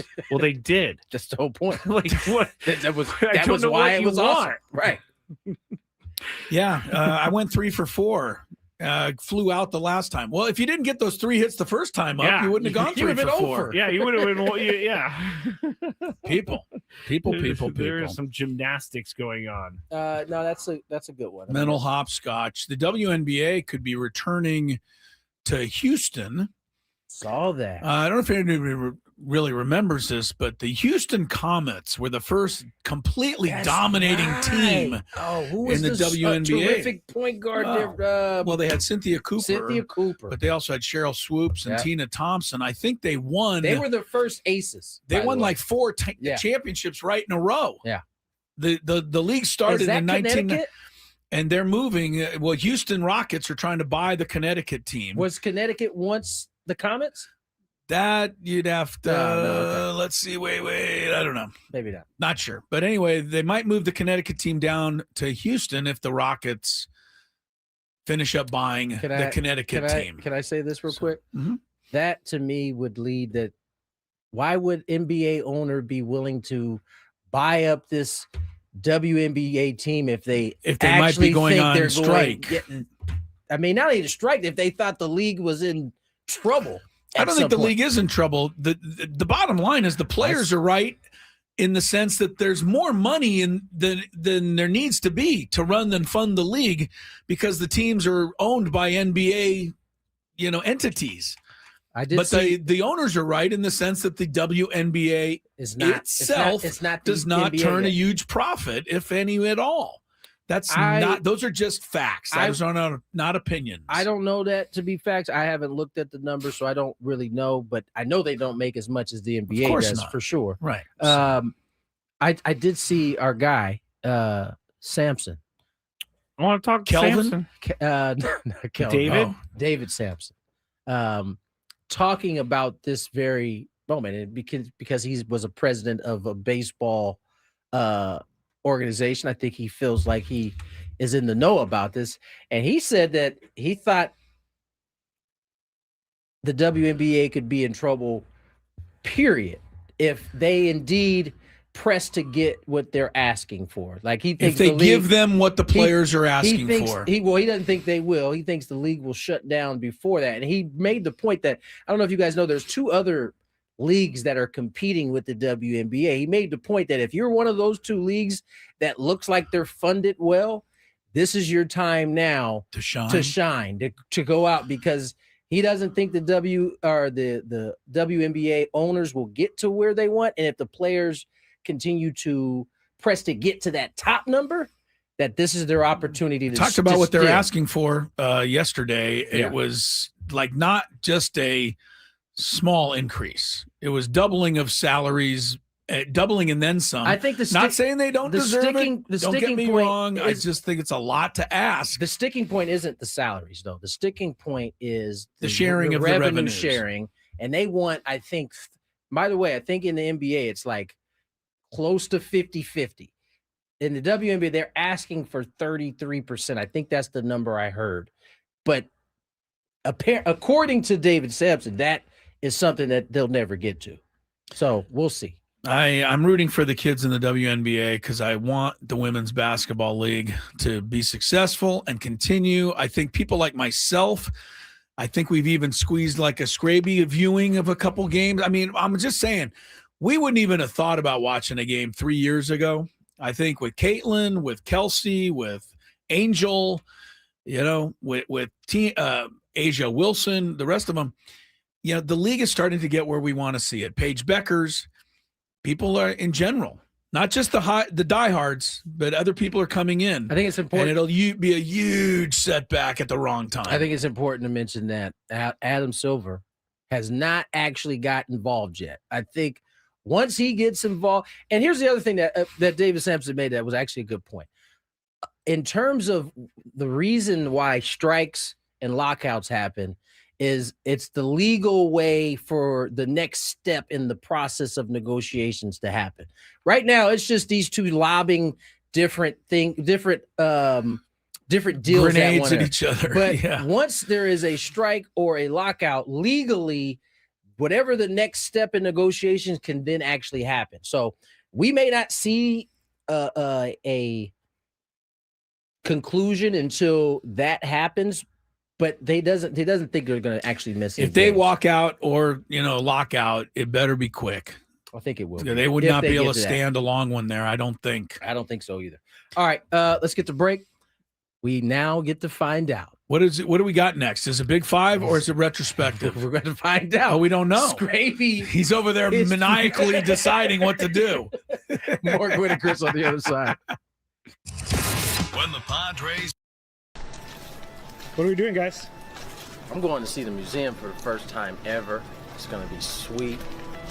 See my dad's plaque. See where Trevor's plaque is going to be. It's going to be pretty dope. Chris, I'm going to go to the Hall of Fame for the second time because I went earlier today, but I'm going in to see Tony go into the Hall of Fame. So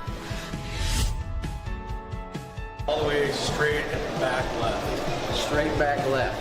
Straight on that back wall. This one? Yeah. How you feeling, Tony? I don't know how I'm feeling right now, honestly. Excited? I'm definitely excited. Hello, Eric. How you doing? Pretty good.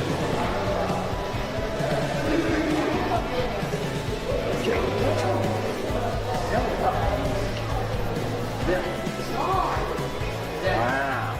Just like I told you, next to the famous Barney Dreyfuss and Leslie Wilkinson, whoever they are. That does look like them. I know. It's a good shot. They don't do them all that great. That one's good. Really good.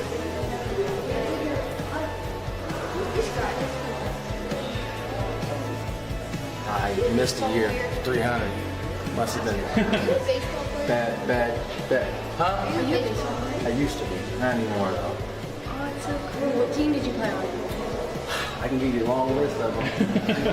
Brewers, Padres, Dodgers, Phillies, Nationals. What position did you play? I played outfield.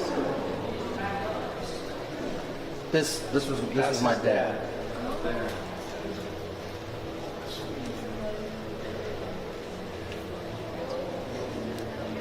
Oh, there's Dick Williams, Goose. I think he'd be pretty happy with his company over here. So. What are you thinking to see it for the first time? I'm thinking I'm hot. I'm quite warm right now, but it's cool. I mean, it's what I thought it was going to be. I mean, who not too many people can say they have a dad that's enshrined in this place. So I think this is awesome. What are we doing, guys? I'm going to see the museum for the first time ever. It's going to be sweet. see my dad's plaque, see where Trevor's plaque is going to be. It's going to be pretty dope. Chris, I'm going to go to the Hall of Fame for the second time because I went earlier today, but I'm going in to see Tony go into the Hall of Fame. So all the way straight and back left. Straight back left. Straight on that back wall. This one? Yeah. How you feeling, Tony? I don't know how I'm feeling right now, honestly. Excited? I'm definitely excited. Hello, Eric. How you doing? Pretty good.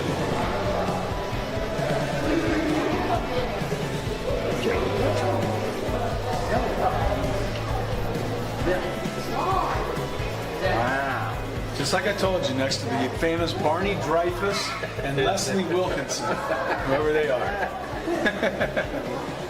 That does look like them. I know. It's a good shot. They don't do them all that great. That one's good. Really good.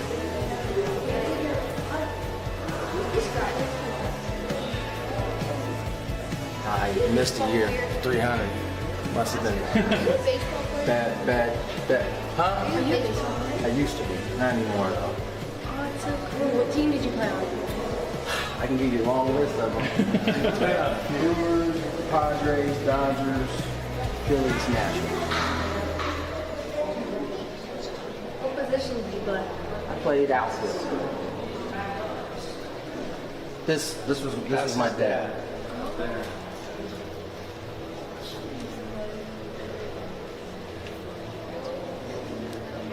Oh, there's Dick Williams, Goose. I think he'd be pretty happy with his company over there or something. What are you thinking of seeing it for the first time? I'm thinking I'm hot. I'm quite warm right now, but it's cool. I mean, it's what I thought it was going to be.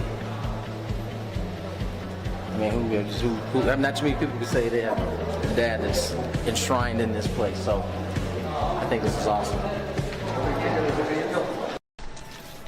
What are we doing, guys? I'm going to see the museum for the first time ever. It's going to be sweet. See my dad's plaque. See where Trevor's plaque is going to be. It's going to be pretty dope. Chris, I'm going to go to the Hall of Fame for the second time because I went earlier today, but I'm going in to see Tony go into the Hall of Fame. So all the way straight and back left. Straight back left. Straight on that back wall. This one? Yeah. How you feeling, Tony? I don't know how I'm feeling right now, honestly. Excited? I'm definitely excited. Hello, Eric. How you doing? Pretty good.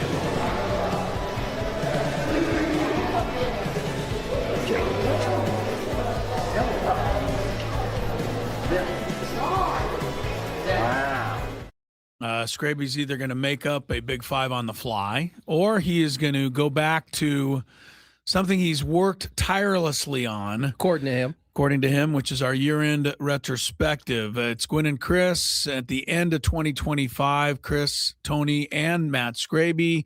Quick note, in the game last night, Seahawks, late in the game, player helmet-to-helmet hit on a receiver for the Rams, 15-yard penalty, everything else. The whole thing went along with it. And fines probably coming. So I was looking back. There was a play in a game with the Giants and the Patriots about a month ago, 3 weeks ago. I think it was Christian Ellis was the guy for New England. First, he took Jackson Dart out on just a massive hit on the sidelines. That was ruled okay in bounds. And then about 5 minutes later, Giants kick returner was absolutely obliterated by Christian Ellis. It was a helmet-to-helmet hit. The Giants kick returner's helmet cracked open. The guy went to the sidelines, concussion. He never came back in. No penalty was called on the play. And I thought, okay, well, the NFL will at least look at this.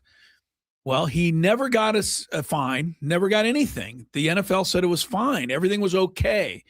So I looked it up. Do players get fines? The answer is no, they don't. The NFL says if you lower your helmet and make forcible contact, that is a serious offense. So how do you get a helmet-to-helmet hit without doing that? And I just bring it up because I know the NFL is always talking about player safety. If you saw the hit that the Patriot guy put on that giant kick returner, you remember it. Yeah. I mean, the guy's helmet cracked open. The head was clearly down. That's how the helmet hit the helmet. I don't see how you don't penalize stuff like that. But if you truly care about, the health of your players. So I don't get it. Anyone? No, just me. I'm a lone wolf here. No, the Jackson Dart hit was perfectly legal. Right, He it was in bounds. He was running in bounds like Yeah. a Jackie, and he got like a Jackie, and he got punished. He meant a What's that Jack mean? A, Yeah, but I didn't he didn't want to say. go that route. Yeah, he wasn't referring to the name of Jackie. Chris picked it up. Immediately, I was like, Jackie Robinson? Did he play football? Yes, he did. But where do I go from here? No, I do remember the hit. It was a bad hit. Crown of the helmet definitely was pointed in the direction of the player. They do miss these from time to time. That is a reality. The refs can miss it, but the league office shouldn't miss it. They look at the film of it anyway. No, you're right. So, all right, I have no I'm rebuttal picking for on that. Christian Ellis. I don't mean to. That's just the one play I remember that went completely unpenalized this year. I don't know if I want which of the options I want. If I want to see Scraby do a big five on the fly, or if I really want to see all of this work he put in on the other side. He gets to decide. He's the producer of the program. It's not gonna be Producer's on the choice fly. again. After we go to traffic and help everybody get home. I heard there was a couple of pileups, unfortunately. But after that, Scraby is going to have to come clean and do something. So we're gonna do the big five because I was overruled. Remember? Oh, don't go with the overrule. Protecting San Diego after accidents or injury. This game day traffic report is brought to you by Crystal Geyser Alpine Spring Water. Jam-packed on the southbound side of the 805 just before University Avenue. You've got a collision, stop and go delays. And then the 8 eastbound slows down. The right lane is blocked at the 5 with a collision. You have another accident involving a motorcycle further east right at the 805. The left lane is blocked. Stick with 94. What makes Crystal Geyser Alpine Spring Water different? We always bottle our Alpine Spring Water less than 1.5 miles from the spring source, and all our bottles are made with 50% recycled plastic from our own recycling plants. Crystal Geyser, bottled at the spring source. I'm Swallow with Gwynn and Chris, San Diego's #1 sports station, 97.3 The Fan. It's that time of the show when we check on the latest in sports. Only the most important topics and questions are brought to light. Stop what you're doing and listen. These news stories will astound and amaze you. The one, the only. Oh my God, who the hell cares? The Big Five starts now on 97.3 The Fan. All guests on 97.3 The Fan join us via the David P. Shapiro Fan Hotline. David P. Shapiro, criminal defense attorneys helping good people regain control of their future when charged with a crime since 2010. Visit davidpshapirolaw.com. Okay, so the guy on MLB Network right now is Steve Phillips, the one who said that Francisco Lindor is going to be a Padre and all this other stuff. He's going jacket and hoodie sweatshirt. Yeah, that is quite aggressive. That's the look when you are I bet you he has pajama pants on underneath. Like you can't see. This is like COVID all over again. This is one of those looks that is I see often now. The sports coat with the hoodie underneath it. Wow. Don't mind the look. I mind what he's saying because everything he says is wrong. And I'm tired of people coming on there like they know something and they don't know anything. The only thing that Ken Rosenthal hasn't reported this whole offseason, I know Ken's getting thrown in there. The only thing he didn't end of the year Ken bash. The only thing he didn't report this offseason was that Michael King was going to re-sign with the Padres. That's not true. That's the only thing he didn't report. That's not true. He did say Come on. There is lots of interest still between the Padres and Michael King. After he had him going to the Red Sox, Yankees, Hey, I'm not saying Orioles, you're wrong and there. Blue Jays. I think we need to try to get Ken on. There's no way. I think that ship Tony is and I are sailed, going to buddy. leave the room. He won't do it because he's scared to come on in I a don't town think where the he's Padres scared. hate him. I don't think he's scared. He's come on this show before. What show? He used This to. show. Where was I? You were there. You were definitely here. You've been on here multiple times. Yeah, I think he's been on at least 5 times in the 8-year period. Not Anyway, anymore. Number 5. Not anymore. Yeah. Sorry, it's so awkward when you see him at the ballpark, Tony. I pretend like nothing happened. All right, so here's number 5, and the Padres are reportedly they've signed the KBO 2025 Player of the Year, Mr. Sung Moon Song. I'm sure I'm going to be corrected when we get back in the new year, but Mr. I'm gonna wait Song. till February When when I yeah. arrive, get the official Yes. pronunciation. So he is reportedly to be on the team. The announcement has not happened yet, so we can't say it's Reportedly. official. Yep. But it's pretty official. No, it's reportedly. In my mind, it's pretty official. So Mr. Song plays third base, second base, and first base. Chris, which position will Mr. Song play? Like as a starter or just in general? I don't think he's going to start. I think they'll have him as a backup at the beginning. I don't think he has the same stats the last 2 years in Korea that Ha-Seong Kim had his last 2 years. Same, almost identical. I don't think it's going to take time. There's no way you can pick up that fastball, even if you want to. I don't think. I mean, that was Ha-Seong Kim's kryptonite. He was getting blown by him early. Yeah. So I think he'll, back up at probably first and second, less at third. Is Iglesias back or where's he at? Free agent. Yep. I'd love to find him somewhere at some point. Tony, which position will Mr. Song play? He'll probably play Mr. more. Song. It's the only way not to offend him when we butcher his name. He'll probably play more second base, first base is my guess, than any other position. I think Chris is right. He won't start. He'll have to kind of prove that he deserves that type of playing time. But my guess is he's not going to see a ton of action at third base. And if he does, God help us. Yeah, right. That probably doesn't mean point. something good at all. Yeah, that's You know what I'm true. saying? I see Like, what if- you're saying. It means If there's he's a playing bigger lot of problem third, at hand. that means, yeah, exactly. All right. Number 4. I've been waiting to talk about this story all day, so I'm glad I was able to get to the big 5, guys. DraftKings is going to have to pay $934,137 in winnings it sought to have voided. The Massachusetts Gaming Commission ruled by a 5-0 vote on Thursday that they are going to have to pay out. So here's what happened. They told regulators that a patron had strung together a series of total hit wagers on Toronto Blue Jays player Nathan Lucas during the 2025 ALCS. The patron used them to form several multi-leg parlays. His bets hit when the player finished with 9 hits in the 7-game series of Seattle. A review of the wagering data showed 27 parlays tied to the air. Of those, 24 would have resulted in full payouts totaling roughly $828,000 and change. If all correlated legs were honored, I know, stay with me, guys. Jesus. Only 3 parlays, including losing non-correlated legs. All right, I'm going to make this more simple because this was simple in my head when I read I'm it. so lost right now. Basically, there was an error on the website. This bettor took advantage of the error on the website, allowing him to stack some of these bets. Did he take advantage knowing he was taking advantage? They don't know. But this person did wager a lot of money each time in the same way that he stacked the bets. But this went to a vote, and this person is owed their money. And people are saying, good, finally DraftKings is getting, a penalty for something that they did. Because if they had an error on their side, and if we had an error, if we made an error, they're not honoring our error. that's what I meant. You know what I'm saying? Yeah. I know They're that. not going to honor. They're just going to take our money. So, all of that said, Tony, should DraftKings get their money back? Absolutely not. Thank you. Cha-ching! I mean, Chris has highlighted this so often. Very rarely do these bookies, legal or illegal, Rocco, end up on the wrong side. They always end up on the right side. Always.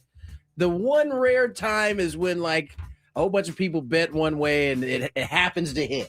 It's the only time they lose, which is very, very, very, very. And they take few. steps to make sure that doesn't happen. Exactly. So if they made the error, My man, whether he took advantage of it on purpose or not, give him credit. It is their era. Give that man his cheese. All right, Chris, what do you think? Price of doing business. Yeah. Sorry. If you put something up there on the webpage wrong and somebody gets you, hang with them. You know, find somebody to put it up right.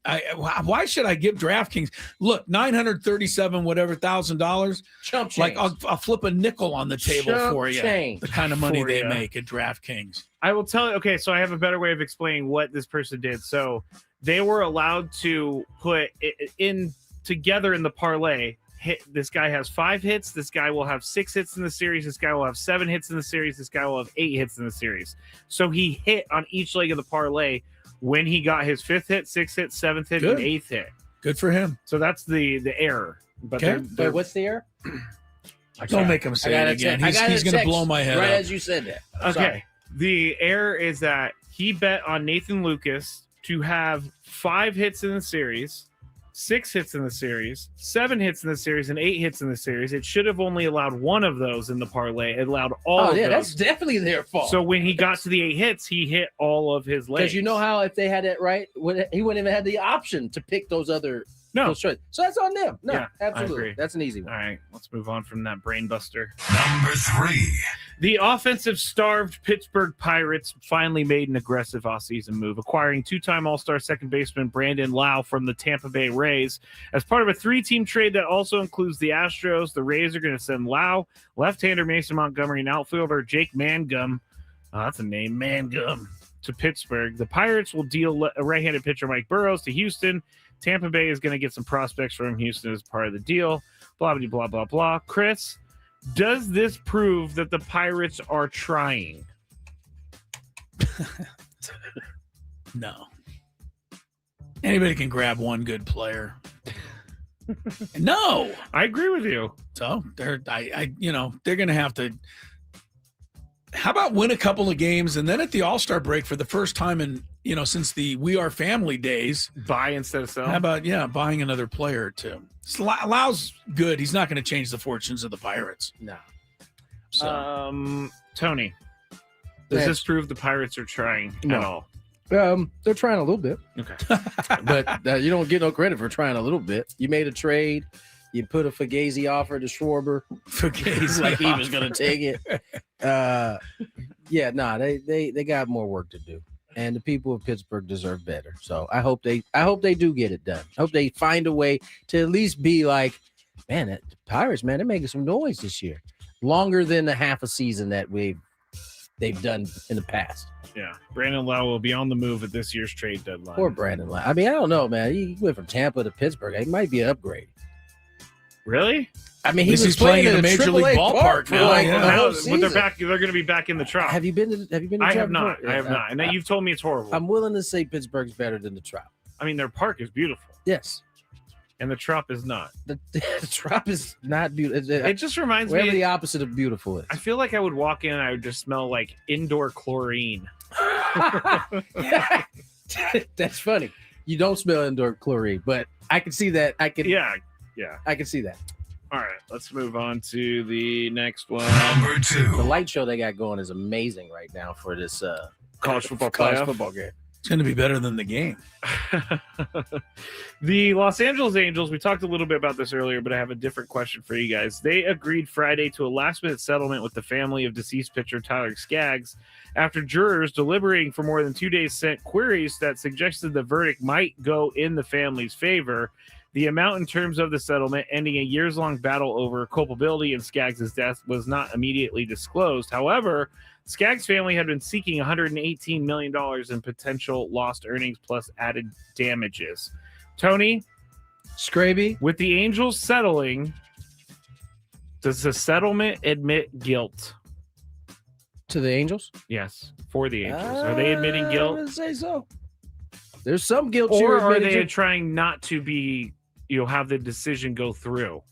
Because they get wind that's not going to go their way, so then they settle. They don't actually lose. I mean, I'm assuming that they came. I don't know. I shouldn't assume that the Angels came to them to settle, or vice versa. Does it say? It says that said that it looked like with the jurors being out for 2 days, that the verdict was likely to not be in favor of the Angels. So, they read that and said, we better get in there. I'm going to assume that the Angels saw the writing on the wall. Right. And went to the family, which in some ways is exactly that, admitting you have some culpability in this. And I believe they do. They definitely do. I don't know if it's all on them, but certainly there's a high percentage of it. Yeah. Chris, yes. Does the settlement admit guilt? No. I don't think so. Lawyers would tell me different. I think that's one of the things wrong with our, justice system. The fact that if you truly believe in yourself to be innocent, but you might lose anyway, you're better off kind of admitting guilt. Yeah. And I don't know. I don't know if it's the bias in me that feels like it's only one-sided on that. Like if it's the company, right?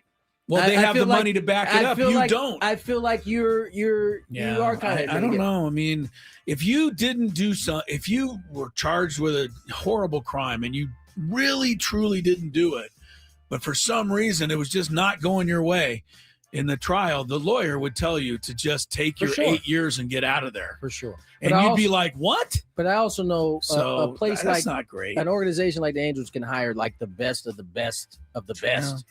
So I don't know. That's a tough one. It's actually a good question, Greg. Thank you very much for this fantastic Big Five that we're having right now. Number one. We're actually. How about this? We're actually going on time too. Wow. Live. Last well, show we of can the do year. something about that. Here. No. You can filibuster a little bit. I will tell you right now, this was the last one. Travis Kelce is going to be playing in the last 3 games of the season, even though the Chiefs have been eliminated from the playoffs. Did you guys hear that? The Chiefs are eliminated from the playoffs. He's a 13-year veteran. He knows these 3 games could be the final ones of his career. He said he wants to play because it's integrity. He signed up to be a Chief. He's a Boy Scout, basically. So, Chris, is this going to be the final 3 games of Travis Kelce's career? I don't mean this to sound bad, but I just kind of hope so. You done with the rigmarole? Well, I'm done with the rigmarole, but I'm also watched him play. And I just don't want to see him dropping more passes and fumbling balls into interceptions. Travis Kelce should be a Hall of Fame, will be a Hall of Famer. And I don't want any more Willie Mays swings and misses at the end of his career. So I think he'd be smart to get out while he's still okay. He has a bright future in whatever the heck he wants to do after football. Tony, do you think these are the final 3 games of his career? I do, but I hope it's not. And here's why. I think he could come back next year and not be a focal point of the offense and have a much better year. I feel like they're still in the mode of he's still Travis Kelce. We got to find ways. I just think of Tony Gonzalez in his last few years and how he was used. He wasn't the focal point of the offense, but he gets you a big catch in a big point in the game seemingly all the time. And I think he has one more year like that in him. But Chris is right. Watching him this year makes me think it might be the end. Yeah, he does seem like he's moving a little bit slower. It does seem like... I mean, forget the slow. You can get away with moving slower because you, as a tight end, know where you're going. But he's like not doing the thing that you have every to time do. he drops a pass, it goes into another guy's hand. It's the for a dropping pick. of the passes that I think is troubling. That's a massive problem. All right, when we get back, final happy hour of the year on 97.3 The Fan. Think you can outsmart me?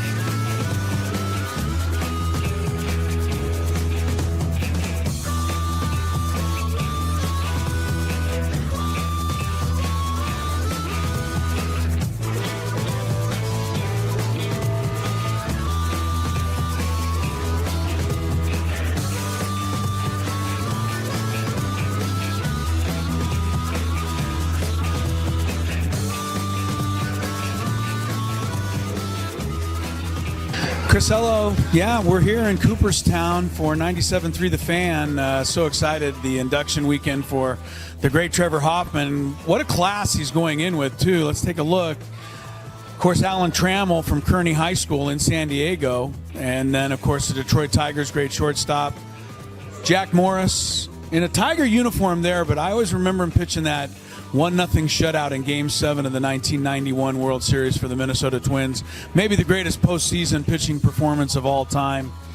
Chipper Jones, Padre fans remember him. Every fan of a National League team remembers him because he would come in and do damage to that team. Only the second #1 overall pick in the Major League Draft, Chipper Jones, to be inducted into the Hall of Fame. The other is Ken Griffey Jr. Vladimir Guerrero, never met a pitch he couldn't swing at, and powerhouse hitter for the Expos, and then, of course, the Angels at the end of his career. Jim Thome, over 600 home runs, mostly with the Cleveland Indians. And then, oh yeah, the guy down here on the end who used to get all these guys out all the time, Trevor Hoffman, the greatest Padre reliever of them all.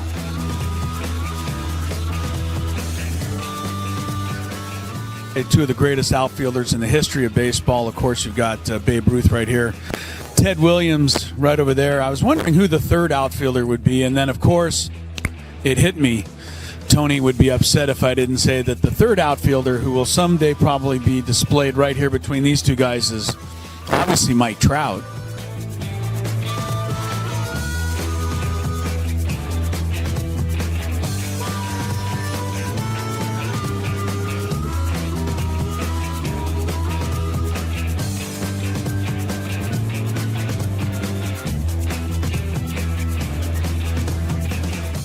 And this is the San Diego Padres locker room here in Cooperstown.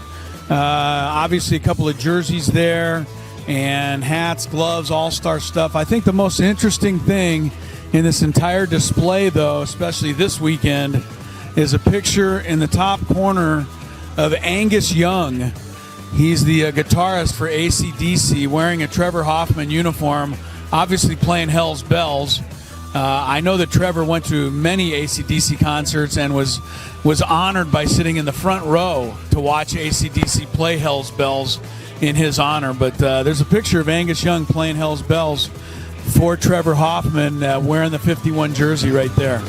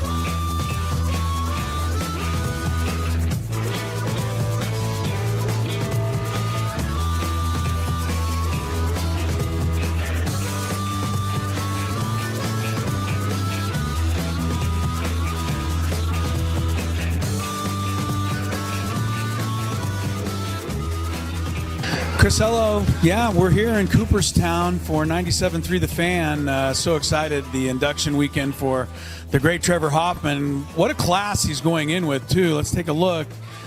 Of course, Alan Trammell from Kearney High School in San Diego. And then, of course, the Detroit Tigers' great shortstop, Jack Morris, in a Tiger uniform there, but I always remember him pitching that 1-0 shutout in Game 7 of the 1991 World Series for the Minnesota Twins. Maybe the greatest postseason pitching performance of all time. Chipper Jones. Are here, the final happy hour of 2025. Scraby surprised us with a pretty efficient Big Five. That doesn't happen. Maybe ever. you shouldn't do it ahead of time all the Yeah, time. maybe you should just freestyle like that all the time. Number good. one, the Big Five runs long because of the answers, not because of the questions. No, that's not true. It's not. He's true. not even talking about the fact that we got it done on time. He's Oh, I talking thought about the that's what fact he that said. you I was had good topics for a Right. change. Right. Aside, we already went. We already went over why the Big Five is long as it is yesterday. We don't need to rehash that again. Into the happy hour. OU in Alabama, moments away from kicking off the college football playoffs. You know why? 2025. You know why? Another example of why I don't waste my time with pregame shows. Why? They asked Nick Saban who he thought was going to win the Alabama-Oklahoma game. Like there was any question. What if he Then would have said OU though? There's no way Nick Saban I going to don't think say he has, OU. he has no allegiance to Alabama anymore. Whoa, that's Please. Anymore. That's a little strong. He still has Next allegiance. up on the panel was Brian Bosworth, Where do you former think- Oklahoma linebacker. Brian, who you got? And the thing is, they showed Bosworth. I couldn't hear what he was saying, but if you saw it too, Tony. He's breaking down everything. He's got his hands going. He's like, "Wait, yeah, in here." And Yeah. By the way, we have no sound, but like that's we what didn't, it looked but like. yeah. And I'm like, dude, you're picking Oklahoma. Just get to it.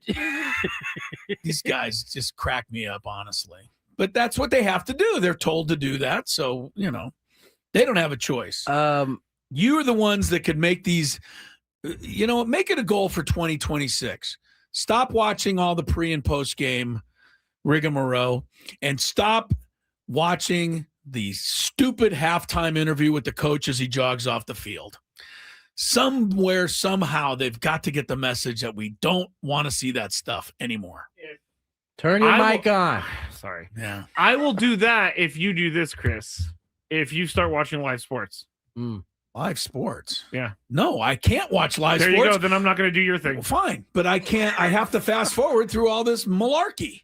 That's precisely why I don't watch live sports. You don't want to see the malarkey. No malarkey. Oh, Eric made a really good comment. He says he hates pregame shows, but he's breaking down the pregame show. Well, that's because it's forced on us, right? Well, it's We're in a studio. screen. Thank you, Eric.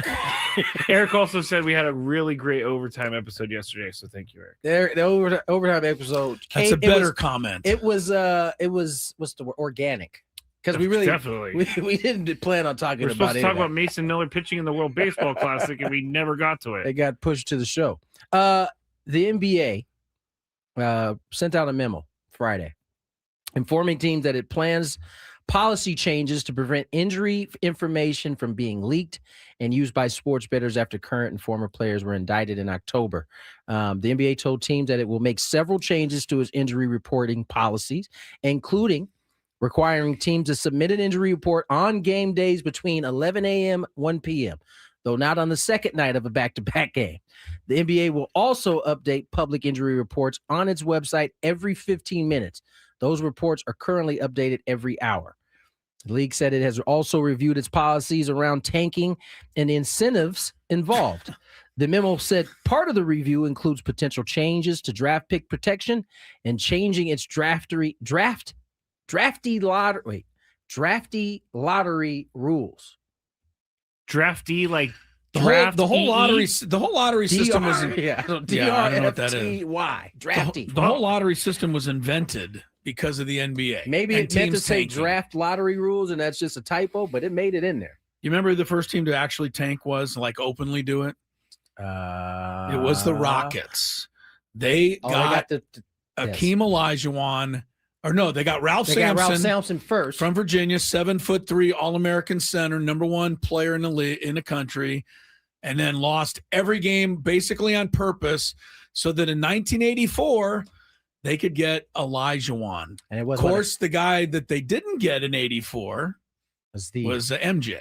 Now, But if I recall, a couple years later, that same duo upset the Lakers. they did in '86. In '86, so it took them a couple years to get where they needed to. But But they beat the Lakers, got to the finals, did not beat Boston No, they because did not. Boston was unbeatable with 5 Hall of Famers in the starting lineup.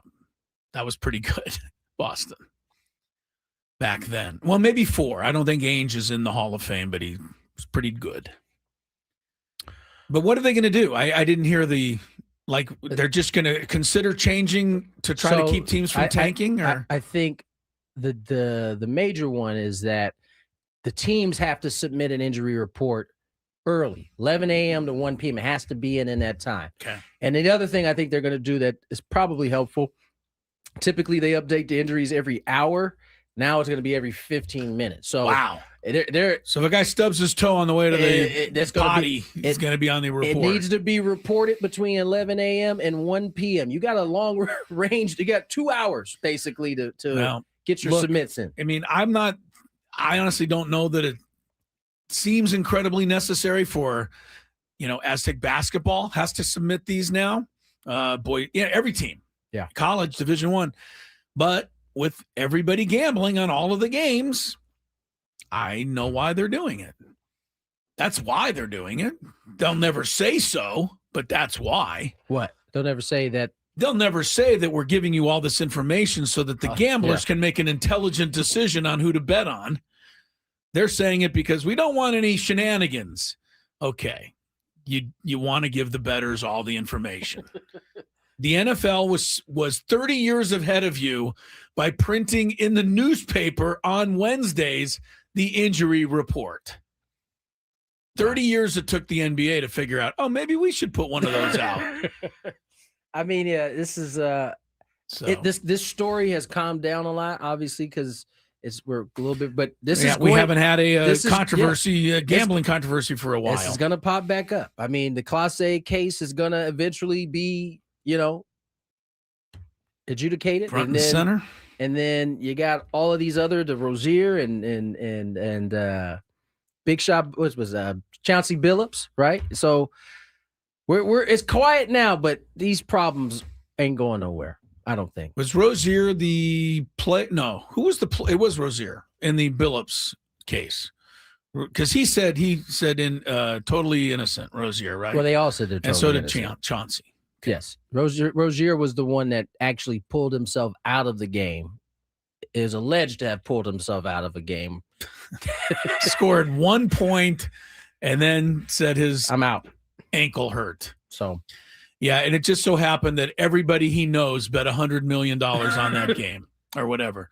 The biggest, the craziest denial of the week, I think, is, we'll see where this goes, but the coach for the University of Ohio, Smith, let me get it, Brian Smith. What was his denial? He was fired Wednesday. Yeah. Romantic relationships, including one that he admitted to with a student, as well as an allegation of public intoxication. Question. Is this gentleman married?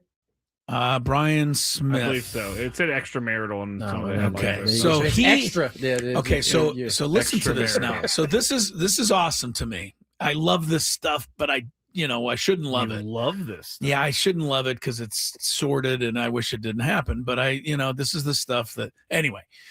Okay, so he admitted that he had a romantic relationship with a student, and he was fired for cause. His attorney said he didn't participate in an extramarital affair, and you know it. We are going to vigorously defend him at every turn and prove that all of this stuff is. Wait, they dropped in the basically, you know it too? Yeah, basically, yeah, right. He didn't know it, and you know it. So I believe him now. His attorney of these people. His attorney is saying he did absolutely nothing wrong. Well, this is absurd. Ohio's just making this up. But Smith apparently said he admitted to doing it. I don't get how that works, but that's what's happening there. I'm telling you, they think we're dumb. We were born last night again, Tony. I think that's the only conclusion I always wonder, to. When this whole Sharon Moore thing went down, what is he thinking? Is he like, oh no, they're going to start, all these schools are going to start looking into head coaches and I'm going to get caught? Or do you think he just doesn't even think that? He Brian just goes, Smith? Yeah. Apparently he was fine with it. When that went down, there had to be a little bit of sweat. If you're married, but if he's drinking, he may not even have picked up on those. If you're married, which apparently is an extramarital affair, as the words used here, as Scraby said, if you're married and you admit that you had a romantic relationship with a student, a student. At Is that. there more that we need to know more before we can fire you with cause? But according to his attorney, he didn't participate in an affair, and you know it. I like how he says you know it. That part I didn't say that. He said No, that. I know. That I know. part I is know. so outrageous. It is and you know outrageous. it. So we'll keep an eye on it. I don't But think you know what's going to happen too. They'll never come to any conclusion one way or the other. It'll be settled out of court. He will lose his job. Yes. And so he'll never have to admit to any wrongdoing. Nothing will be 100% proven, but he'll, just quietly go away with some sort of little payoff that they'll agree to.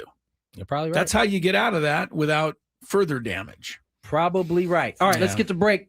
More happy hour. I got it. You got what? I got some topic. Aren't we doing a year in review, or we got That's a little the more last time? segment. You guys have pushed it this far.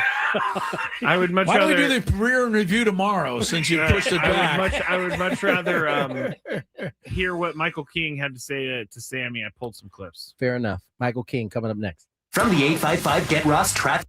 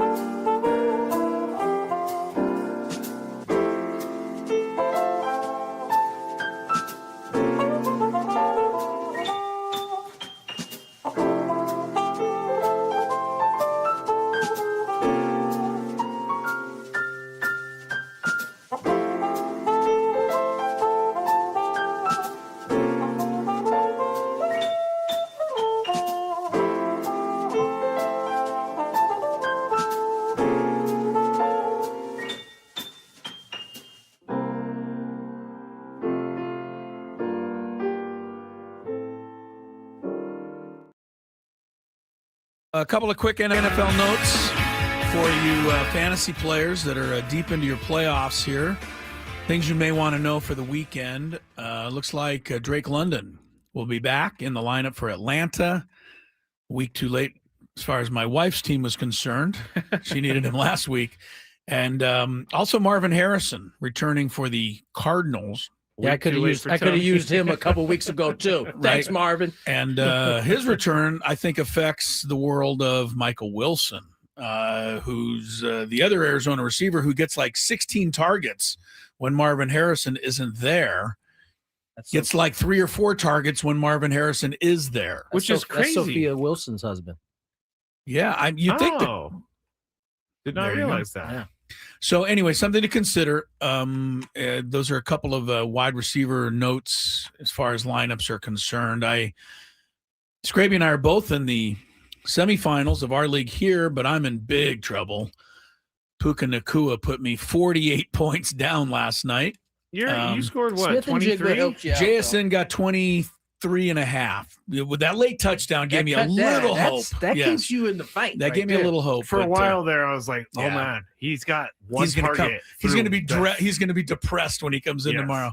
Yeah, 48 points, so it's hard to overcome. But maybe you're right. It's still a game. And then Scraby got 11 or 12 on Kyron Williams, but what you were worried about got you. You also have Corum, the backup. He scored 17. I know. So Blake Corum's been stealing the goal line. He's stealing some of Kyron Williams' on my team. stuff. The ones that got to the playoff. And then they get down to the 1 yard line, and I'm like, okay, Kyron's in. They're going to give it to him. He gets one shot. He gets stopped, and then they put back in Blake Corum. And then third down, they threw to Puka Nacua. Somebody cover that guy. It's just all kinds of hurt for the Gwynn and Chris 48 points. My goodness. You guys sound like y'all about to be joining me here shortly. Yeah, sidelines are waiting. Yeah. I'm taking on Sammy Lev, and you better believe tonight at the Christmas party, I am not talking to him.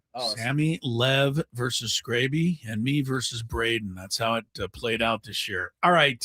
Good luck to everybody in their fantasy playoffs, though. One way or the other, TJ Watt also not playing against the Lions. I can't wait to see Michael Valenzuela tonight. I haven't seen him since his Steelers beat he came the looking Dolphins. for you the other day. I know. Yeah, he did. I want to thank him because he finally put the Tua world out of its misery. I saw, who was it? Taron Armstrong, the former tackle for the Dolphins, said, you guys don't know what you're talking about. He said, this kid's going to play the last 3 games. They're not going to see much, and Tua will be the starter on opening day. And I said, I don't know what world you're looking at. I don't see how Tua can be back. I think he's right. You want me to tell you do? that? You think he might, huh? You know, I think he's right. Because the amount of money they owe him next year, and if they were to release him, the amount of dead money that goes, I don't think it's something that an organization can do. They're going to have, at the very least, he's going to be on the roster. And if he's on the roster making that kind of money, if he's on the roster, they may not have a quarterback who's better than him. I heard something that Dan Marino said. We're talking Dolphins again, and that's going to make Scraby mad. But I mean, we're supposed to talk Michael King. Yeah, it's fair. Let's go to that. If you want to know what Dan Marino said, look it up yourself. No, go ahead and finish the story. Finish the story. He just said that everybody hates Tua, and it's not fair because the guy did put his health and everything on the line for that organization. Man, that's coming from your GOAT, man. That's coming from Marino. He said, look, this guy was beat up. He got concussion after concussion after concussion. He kept playing and trying to win games for you. So that part should be appreciated. I kind of agree with that. So there you go. I think it's not. I think Tua would be better served with a different, I hate to say it, head coach. Yeah, well, there's a lot of people who say their offense is too difficult for almost any quarterback to run, let alone him. Where was Mike McDaniels before he got the job with Niners? Yeah.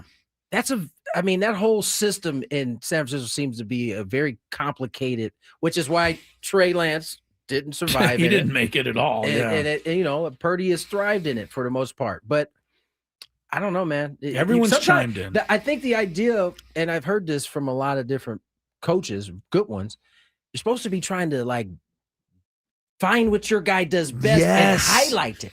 That was a Don Shula phrase often. Just tell me who I have and I'll design my team for them. It doesn't Mike seem McDaniels like that's goes the other way here. around. All right, Scraby, go to Michael King because I could keep talking about this, and I don't want to. His face is No, I'm good. He's all I'm good. upset. I'm good. It's the last show of the year, last hour of the year. But Michael King did a solid for us and signed with the Padres before we went to break. And Sammy Lev caught up with him. You can go to 973thefansd.com or 973thefansd on Twitter if you want to see more of the coverage. But Sammy opened up with, how you feeling after signing a contract to come back to San Great Diego? question. Yeah, such a good question. Great question. Absolutely incredible. That was my agent's main goal was he wanted me to be happy about the contract that I got, and playing back in San Diego was something that I was high up on my list. I think that my wife and I fell in love with the city. I think my parents fell in love with the city, and we could not be more excited to be back here and playing in front of these fans. Let's dive into that a little bit more, because during the press conference, you mentioned family, having roots here. Can you describe what about your experience here in San Diego in particular made you feel like this was a place in particular you wanted to be?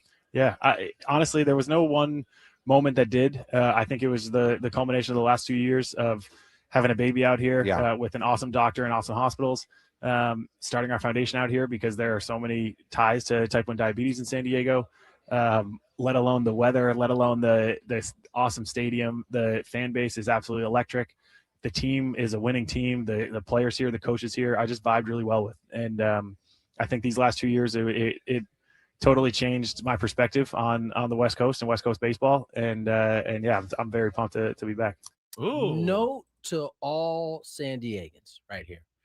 I don't know. Was it last year at some point, or maybe it was a year before? There was this conversation about the type of fans we wanted to be.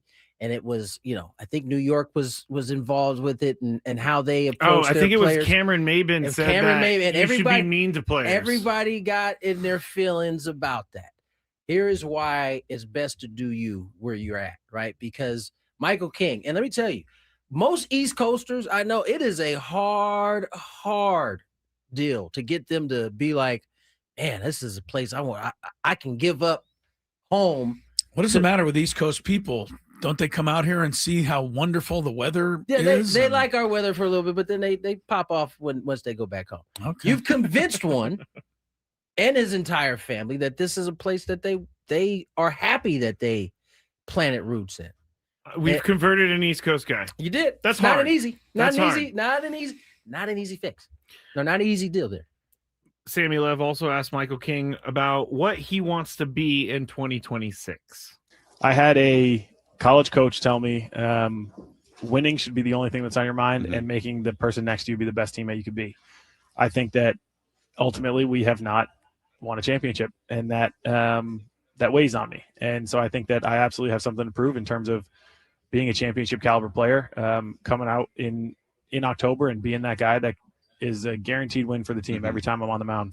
So I think that I can bring a championship here, and I can make the guys around me better players. Ultimately, that will hopefully be the thing that defines me as a player this year. I mean, listen, Michael's coming in to a role now where, he's got some time under his belt. He's a vet. Different leadership as you start moving up the ladder like this. 3 years, 25, 3 years, 75. I mean, that's a responsibility. And he sounds like he's kind of walking in that right now. He got off to a really good start in San Diego. His first interview was conducted by Tony Gwynn Jr. and Matt Scraby without Chris Ello. I remember listening to it because you replayed it that day. You guys did a great job. And I think he benefited from not having me in there to scare him away. So I was listening to Michael King. Who were we talking about? I said Michael King's first interview. You two guys did it. I was not with you at the moment. And I said, I think he, it worked out well because I wasn't there to scare him off. So that was good. I don't know how it happened, but I remember asking about the Yankees facial hair policy before. It was... That sounds like a Scraby question. Yeah. And he said, it's fine. I can't grow a beard. So he was, he sounded like a terrific guy in the interview. He's been terrific all the way. And I do believe that whether people want it, because we're always supposed to just chase the dollar and as much as you can get. And maybe this was as much you can get. I don't know. But I truly believe the relationship with the organization, the fans, the city really helped draw him back here. And he said pretty much to Sammy there. So. Last one, and then we'll go to break. Michael King was asked by our great Sammy Levitt about how he mentioned the championship being a big, important thing. So Sam asked him to expand on that. I mean, the adrenaline rush from a big game is there's nothing like it. I think that you have guys that crumble in those situations and guys that really rise up. And I have always hoped to be the guy that a team can count on to rise up in those situations. Playing in front of the fans here in October was the adrenaline rush that I've never seen before. And I absolutely loved it. So I want to maintain that for the rest of my career and obviously for the rest of this contract. I love him. Yeah. Chris, do you love him? Yeah. Okay. I think I've said that. Are we running out of gas, guys? Yes, we are. No, we're not. We're going to fire up the engine for one big segment, one that Scraby's been working on for 9, 10, 11 months. So long that he had to give up a Big Five written and had to do a freestyle version. Things got done. They did. And we got the biggest fan on the other side. We also have the first touchdown of the playoff. Oklahoma's in for a 6-0 lead. Extra point coming against Alabama. More coming from Gwynn and Chris in a moment.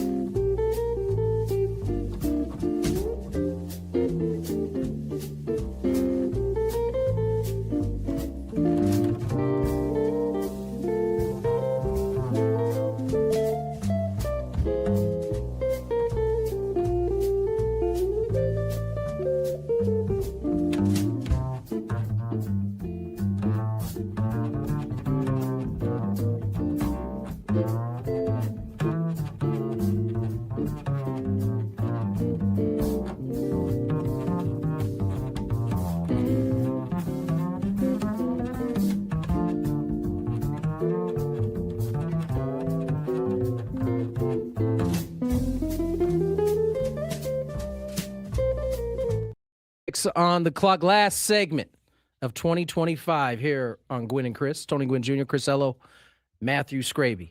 He has been building up. I hate that you guys are building this up because I stopped working on it because I knew you guys didn't want to do it. He has been building it up. I stopped working on it. He's trying to give himself some disclaimers, but we aren't letting it happen. This is going to be Radio Gaga.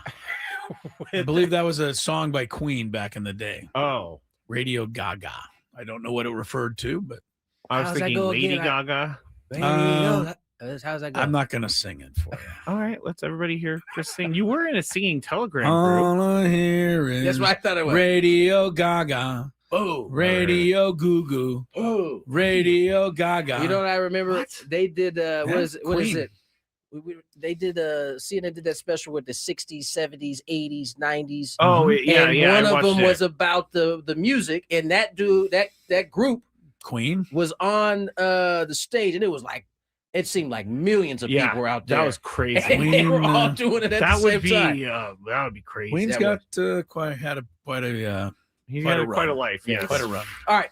Without Biggest fan. further ado, we got biggest fan. Hold up. Let me pull mine up here. I have it if you just Go want. ahead. Handle it, Scrape. Congratulations to today's biggest fan, Ken Mosley of San Diego. Give us a call for the next 10 minutes at 833-288-0973. You qualify for our grand prize, 20 tickets for you and your friends for a night in our Odyssey Suite at a Padres game with all the fan staff later this season, catered by Spiro's Mediterranean Cuisine. Remember to register your name at 973thefansd.com/biggest-fan. Ken Mosley. You have 10 minutes, 833-288-0973. We have traffic and then a very mediocre segment to end the year. From the 855 Get Ross Traffic Center, protecting San Diego after accidents or injury. Traffic is brought to you by Valvoline Instant Oil Change. Stop and go delays southbound on the 5 at Gilman Drive, all because of a collision. It's off on the shoulder, but you are packed. So is the 805 southbound at Noble Drive with another accident. This one's in the center divider. Whether you're dashing through San Diego or heading out of town, make sure your car's in the game. Friendly text at Valvoline Instant Oil Change will check your lights, wipers, tire pressure, battery, and more with every oil change. Grab holiday savings now at SoCalOilChange.com. I'm Sue Aller with Gwynn and Chris, San Diego's #1 sports station, 97.3 The Fan. All right. So Ken called in, our biggest fan, which might have been the quickest ever, which I appreciate you, Ken. That means Ken's locked in. Ken is definitely locked in, but there's something that people tell me on the phone here in the studio that I don't know how to respond to. And it's a totally normal thing, but usually people will go and say, "Go Padres" on their way off the phone. And what did I just awkwardly say back to Ken? Yes. So it was pretty awkward too. Am I just supposed to say "Go Padres" back? Yes. Okay, that's what I'll do from now on. Give a little That's what I'll chuckle. do. Go Padres. Go Padres. Or yes, sir. Go Padres. I know that like all the SDSU coaches say "Go Aztecs" before they get off the phone. That does seem to be a consistent theme. I'm glad we've moved away from the Go Tex. Oh, Tex. Go Tex. I've never been a big fan of that. No, I wasn't. You didn't like Go Tex? And then No. Didn't really know what it meant, and nobody knew what it was. Yeah, and then we were doing the roll text thing, and it was like, yo, that's not even our thing. We're not Roll Tide. No. Yeah, that's yeah. Stick with what you know. Stick with what you know. This hour is brought to you by the California Office of Traffic Safety. In 2023, 1,355 people were killed in alcohol-related crashes throughout California. Driving under the influence of anything is dangerous, illegal, and has serious consequences. Don't be the I in DUI. Go safely, California. All right.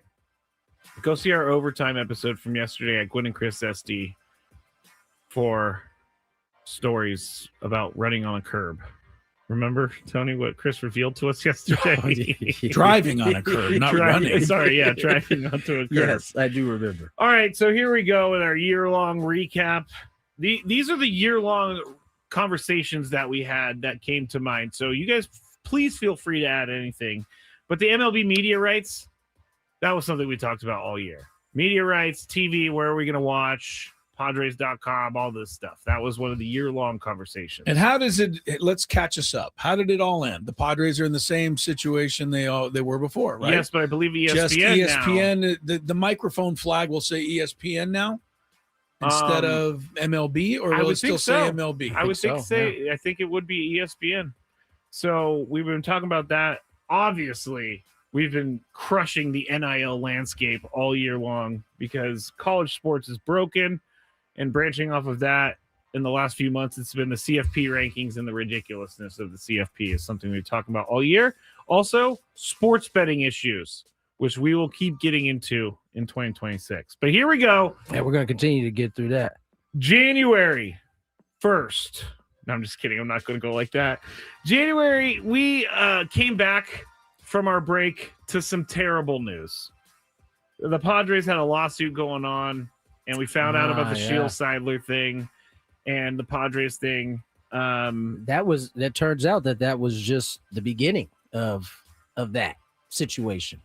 You know, now that the year's Yes, over, it was. Now that the year's over and we're kind of back into this sale, the Padres did a remarkable job of quieting that whole thing from February to November. You would have thought it would have come up all season long, but it really never did. It was almost like once we got to spring training, it all stopped because it was pretty consistent conversation about it. And at that time, there were different things kind of leaking out or coming out. And then the season started and it just kind of went quiet. And it doesn't always happen that way. Good job. It doesn't. But yeah, we started the year first day back with a major story, which I didn't hate because I didn't know what we were going to talk about that day, but I did not like our topic. Also, first day back, Roki Sasaki watch heated up. We were watching to see where he would go. Ken Rosenthal said he'd go anywhere but the Dodgers. Everybody was like, I think Roki's going to choose the Padres. I think Roki's going to choose the Padres. Well, on January 17th, while we were on the show, Roki Sasaki proved who he really is and chose the Dodgers. Scraby's never going to forget it. No, he's not. And then he cried sometime later in the dugout. Next one. And then he was heroic in the World Series. Yes. So it turned out okay. This is for you, Chris. Yeah. Tyreek Hill said he didn't want to be a Dolphin anymore in January of 2025. Wish he would have followed through on that after the way it all turned out. So I know that many people's homes were burned down, but the LA fires at the beginning of the year, we specifically talked about JJ Redick's house being burned down, and I just wanted to bring it up because that was less than a year ago, and it seems like those people are still struggling. There's a lot of people who think not enough has been done in the year since that's happened. I might agree with them. Start rebuilding. I'm sure there's a lot of red tape involved, and people are more into politics than I do. Discuss it, but you'd like to see those. You hope that those people that were all lost their homes, I hope we still care about them now. You know what I mean? We cared about them the first month, for sure, but do we care about them anymore? Right? I think as a society, we just move on to the next stressful thing. Unfortunately, I think everything is conditioned for us to do it that way. Mm-hmm. I mean, a news cycle literally, I don't even know if it lasts 24 hours anymore. Maybe not. It's probably, it's so, that was sad. And, hopefully some of those folks are able to kind of get back on their feet. Here's another one, and this has happened in January. Another sad story. Bob Uecker passed away in January. So we talked about that. No biggie, but if this is all January, we're only going to make it to March. I get it. Okay. I was thinking the same thing looking at the clock. Let me do this one. Quick note. We talked about this last year in January. NFL has been laying the groundwork for years for an 18-game season because Goodell, the commissioner of the league, said that it was a, quote, logical step for an 18th game. So we're going to get that 18th game whether the players like it or not. All right. Let's go to February. We're going to start with another sad story, but February 12th, we had Scott Miller on the show, and I looked again. I'm not sure if we had him on again, but I just wanted to bring up Scott Miller because he passed away this year. So did Bryce Miller. Scott and Bryce Miller. We had both of them on quite a bit. Yeah, all the time. Yeah. And I thought about both of those guys often. Yeah. And I just, I ask why. Why was it them? Yeah. So I mean, Bryce Miller was at spring He training. was at last spring year. training, and then Things went south. that's when it went bad. But rest in peace to both. Yeah, Scott and men. Bryce Miller. Great man. February 17th, no easy way to get back into this. Nick Pivetta signs with the Padres. We were very excited about that. The funny thing was, hold up, let's back that up. You said we were really excited about it. Yeah. I think we were really excited about it because It was news. we hadn't done anything. It was news. That's why. It wasn't necessarily because we knew Nick Weren't Pivetta was expect- going to be the number one starter on our I know team. everybody, including myself, looked up all of the bad seasons he had with the Red Sox. I and went, remember what is going on here. I remember it, but then we broke down the contract, and I was like, remember okay. saying that I thought this was kind of like a Joe Musgrove sign where he's finally going to start coming into his own. But I don't think anybody knew that it was going to be what it looked like this year. No. Not even close. Not even close. All right, let me skip some now. Fernando takes some Nick Pivetta yard in a backfield game. Oh man, you really delving into the You better get to March. Eagles beat Chiefs in the Super Bowl, which was fun. Yeah, you've already all right, ripped on February. the Chiefs enough. Luka trade. People lost their mind. That was a big one. And then the huge. first game back after that trade, the Mavs gave up 50 in the first quarter.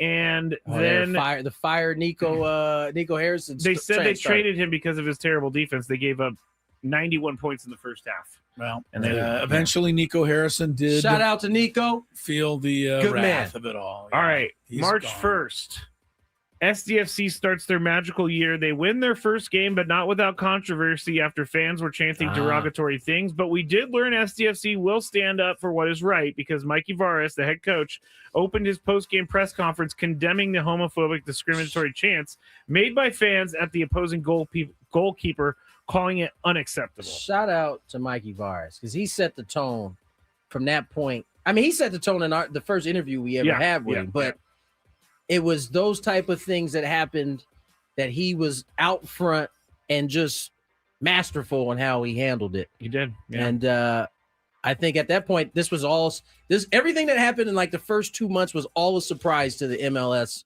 league about San Diego FC. Yeah. Everything. Yeah. Fast forward to March 18th.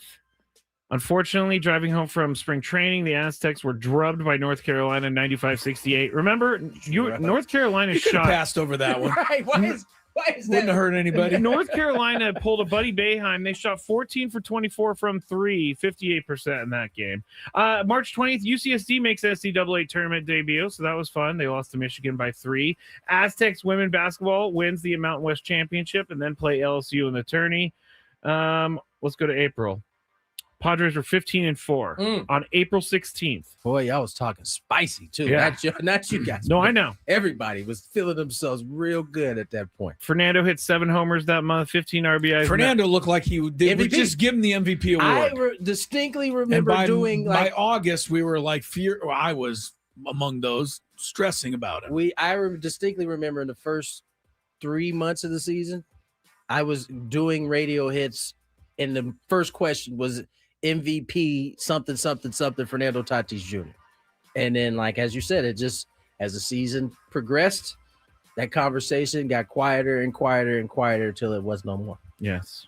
Luis Arias, just for comparison, hit 355 in the month of April with an OPS of 929, and he tied for the lead of the month with 3 homers. They hadn't started hating him yet. Yeah, I know. Padres were 23-11 on May 5th. They were still rolling. We're not to May yet, Chris. I know, but we're trying to help you get there. No, if you don't get there, I'm going to get moving.